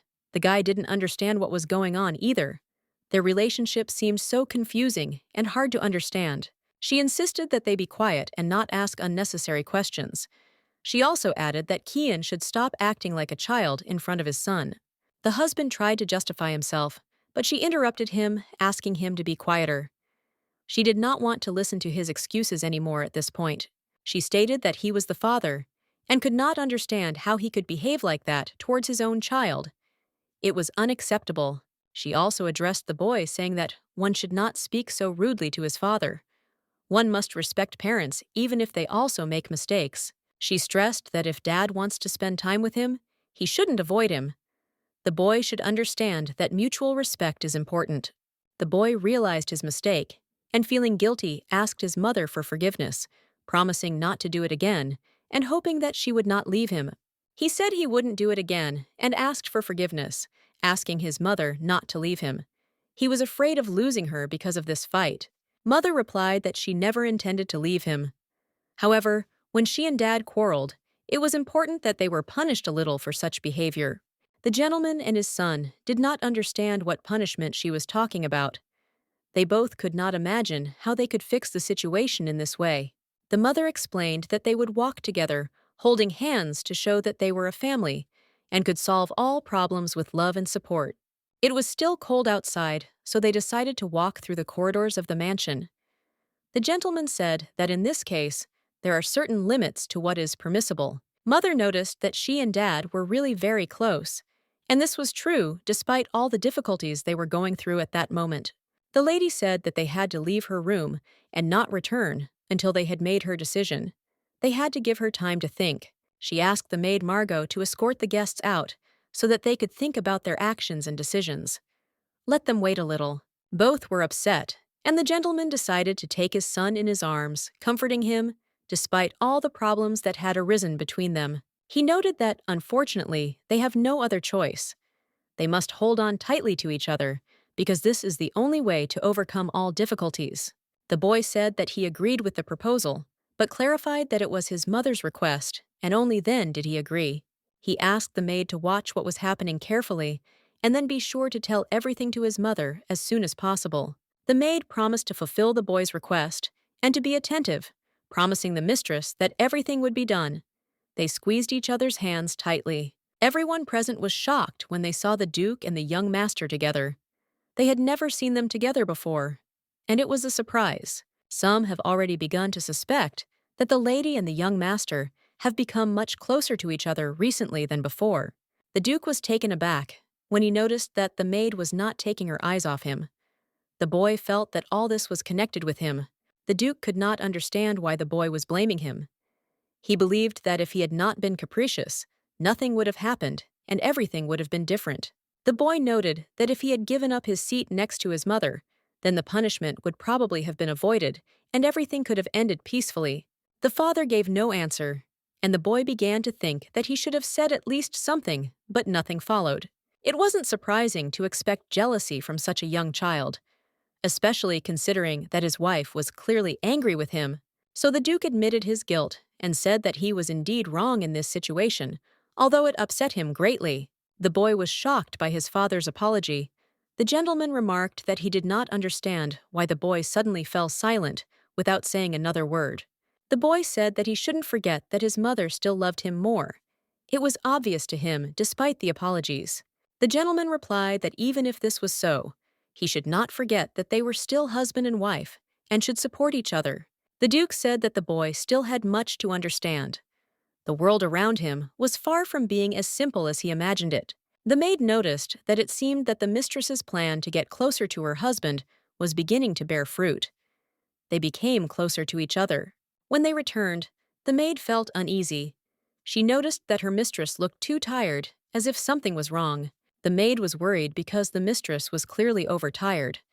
She looked so tired that she could not stand on her feet at all. When they came closer, they saw that the lady was not just leaning on the table, but rather was sleeping completely oblivious to their presence. The Duke said that it would probably be better to carry the lady to her bedroom so that she could rest in comfortable conditions and regain her strength. The maid suggested calling the butler for help so that he could help carry the lady and not let her experience unnecessary inconvenience. However, the gentleman decided that he did not need to ask for help. He would take responsibility for carrying the lady himself so that everything would be done quickly. He noted that his wife was surprisingly light, which came as a surprise to him as he had expected more tension. The maid noticed that the mistress had lost weight and was now really having a hard time. She was concerned about this, believing that she needed to watch her diet. The Duke said he did not wish the lady to become ill again, but he was not against the idea of them taking care of her health and dinner. The maid noticed that the mistress was worried about him and was constantly wondering if he was eating properly. The gentleman was surprised and asked if his wife was really so worried about him. The maid replied that she had often told her mistress that it must be very lonely for the Duke to eat alone, and also that the lady so much wants to have dinner with him, but because of this incident, she is afraid to ask. The maid also added that she said it by accident because the mistress asked her not to talk about it. The Duke said there was nothing to worry about, and he would pretend he hadn't heard anything.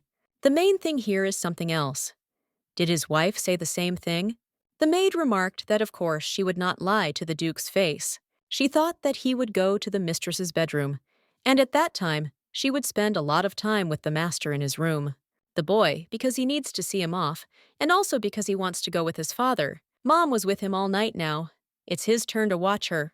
The Duke said that most likely the boy would not listen to him anyway, even if he told him to go to his room. The boy said that he knew him well, and he smiled. She is even more beautiful sleeping. The boy sat next to her and said that Mom was always beautiful, and also that she is very kind to the servants. The Duke smiled and said that she never gets angry at those who are kind to her. The boy noticed that she knew what kind of sweets he liked, and he added that when she reads fairy tales, her voice sounds like that of an angel. The Duke said that there was no other way to put it. Her smile was truly angelic. The lady already really wanted these compliments to end when she heard all this and blushed. She was glad that they had become closer, but now she was ready to die of shame. She didn't know what to do. Continue lying there and pretending to be asleep or open her eyes. Still, she decided to pretend to be asleep. But suddenly, she felt silence and thought that they had left, at least she heard their steps. Finally, she decided to open her eyes and saw both her husband and the boy in front of her. One asked how she was feeling. The lady did not understand when they managed to come here. She fell asleep and did not even notice how they returned. The boy said that she would not deceive them.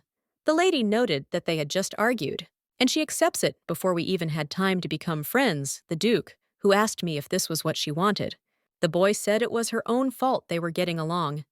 Now the lady said that praising someone while he was sleeping was very embarrassing, but the boy didn't understand how he could restrain himself when he had such a good mother. She changed her and noticed that she was probably tired, so she needed to rest. And she also said that he would like to sleep with her daughter. Mother said that of course, no problem, and he could move closer to her personally, as it would be more comfortable. Well, he was glad because now it was time to go back to his room, madam. What did she say that he could not keep Dad at a distance? The boy said that it's not that he doesn't like his dad, it's just that he loves his mom much more and wants to hear that she loves him more than anyone else. She just said that he didn't even know about it. The boy was choking, saying something, just silently looking at it. The Duke asked if everything would be okay if he stayed too. The boy said that since his mother wants them to get along, he allows it. The father lay down with them. The boy didn't want it to be so close. Over time, the boy fell asleep so quickly that he was so cute. The Duke noted that lying in plasticine when you find out that she loves him is like a dream come true. He's wanted this for so long that she can't even imagine it. Sometimes it even seems to him that everything that is happening is a painfully difficult punishment. The lady does not rise. Why this concern when next to them is a sweet little girl? She said that when the weather in the glass is golden, the three of them will sail on a boat. After this, the Duke hugged his son and wife even tighter, and they fell asleep. She did that this time, she kept her promise. The Duke's assistant noticed that today, the Duke was unusually cheerful. The gentleman said that if there is time for chatting, then he will also have time for paperwork. The guy said that time was still ticking. That's why she didn't understand where the gentleman was rushing to. I told him that if he doesn't work, he can find time for something else. The guy put it down, trying to understand what the gentleman was talking about the expedition. But they only went there recently. The land should be in order for some time. But perhaps he and his wife would like to go somewhere. Someone knocked on the door, and it was the lady. She asked if he was busy, because she wanted to discuss something with him. The boy noticed that his dad seemed busy, so he suggested coming back later. But the Duke stopped them, seemed to be trying to settle everything, and said that they could pass.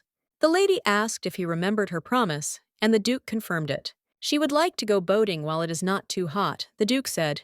He could not spare a day until next week.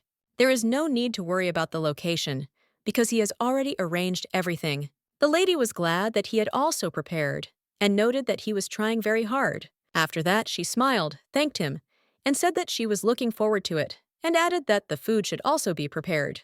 The assistant said that a holiday alone with his family should bring the Duke happiness, because sleepless nights had left him very tired. A couple of days later, the maid reported that the weather was very good. The lady hoped that they had not forgotten anything. The maid said that she put all the food she asked for in this basket. The lady was grateful, but it was a little hard for her. The boy turned to his mother, and she told him not to run like that because he might fall. The boy replied that he wanted to be near her, and the lady smiled, saying that he was very cute. She hoped that he would sit in the carriage next to his father, but the boy said that he wanted to be next to her. As he gets older, he can't hide his emotions at all, and it's very cute. Meanwhile, the Duke approached, and she thought that he had been waiting for her for too long. He noticed that her dress suited her very well. The lady thought it was really beautiful, and noticed that such dresses were popular now. He said she needed to take care to protect her skin, or she might get sunburned. He added that he would do this later, while they were getting into the carriage. The lady was surprised he spoke with such a red face that she did not know what to think. The boy said that they needed to get to the carriage faster, because he was hot. The lady realized that he was still too small, and the Duke said that he had cast a cooling spell on him so that he would not be hot during the trip. He picked him up and noticed that she had blushed too, and she said that she had better tie herself into the carriage. The lady was about to go crazy. She wants him to stop smiling like that, because he is already handsome, and with a smile, he becomes even more handsome. The boy asked if they would definitely find her here at his father's, since there was only grass around. The Duke said they would have to get off and walk a bit. Luckily, the weather was fine. The coachman announced that they had already arrived, and the Duke said that he would go out first. He told the lady to go down more carefully and offered her his hand. The boy also took his hand and thanked him. The lady said that he was simply jealous. Of course, she said this in a whisper. The Duke took him in his arms and said that he knew about it himself. The boy screamed for his father to let him go, because he wanted to walk hand in hand with his mother. His father said he would carry him to the lake, and if he got tired before they got there, he wouldn't be able to enjoy the boat ride. The lady said it was very good to have such a strong dad. The coachman wished them a good ride and promised to return at sunset. I think he took the basket and said they could go now. The lady also asked how far they had to go. He is so close now that my heart is literally bursting out of my chest. The Duke said that they are far away and he can carry her. She said that it was not necessary because she was not baby and she was heavy, so it would be difficult for him. The gentleman said that if she was worried about him, then there was no need to think that way. He could cope. The boy told his father to go faster. The lady suggested that they walk more often like this. It was very pleasant, even just to watch them. The boy was smiling. He noted that Dad would call, so it wouldn't happen again. Dad said that they had already arrived. The boy asked his mother to look in that direction. The woman was surprised. Such a view, she didn't know that there in that place we have such a place. The Duke then said that he had always wanted to come here with her, and now, at last, she had kept her promise. Sheriel wasn't quite sure what promise he was talking about, so she decided to ask again to clarify the situation. The Duke in turn admitted that he himself did not expect that she would have a child. It was an unexpected turn of events. He added that the child was probably the result of his promise to her immediately after the wedding. And that's exactly what happened. Sheriel admitted that she really liked it. The fact that he kept his word seemed especially important to her, and a very sweet gesture on his part. The Duke, smiling, replied that he was ready to do everything necessary for her, so that she would be content and happy without doubting her decision.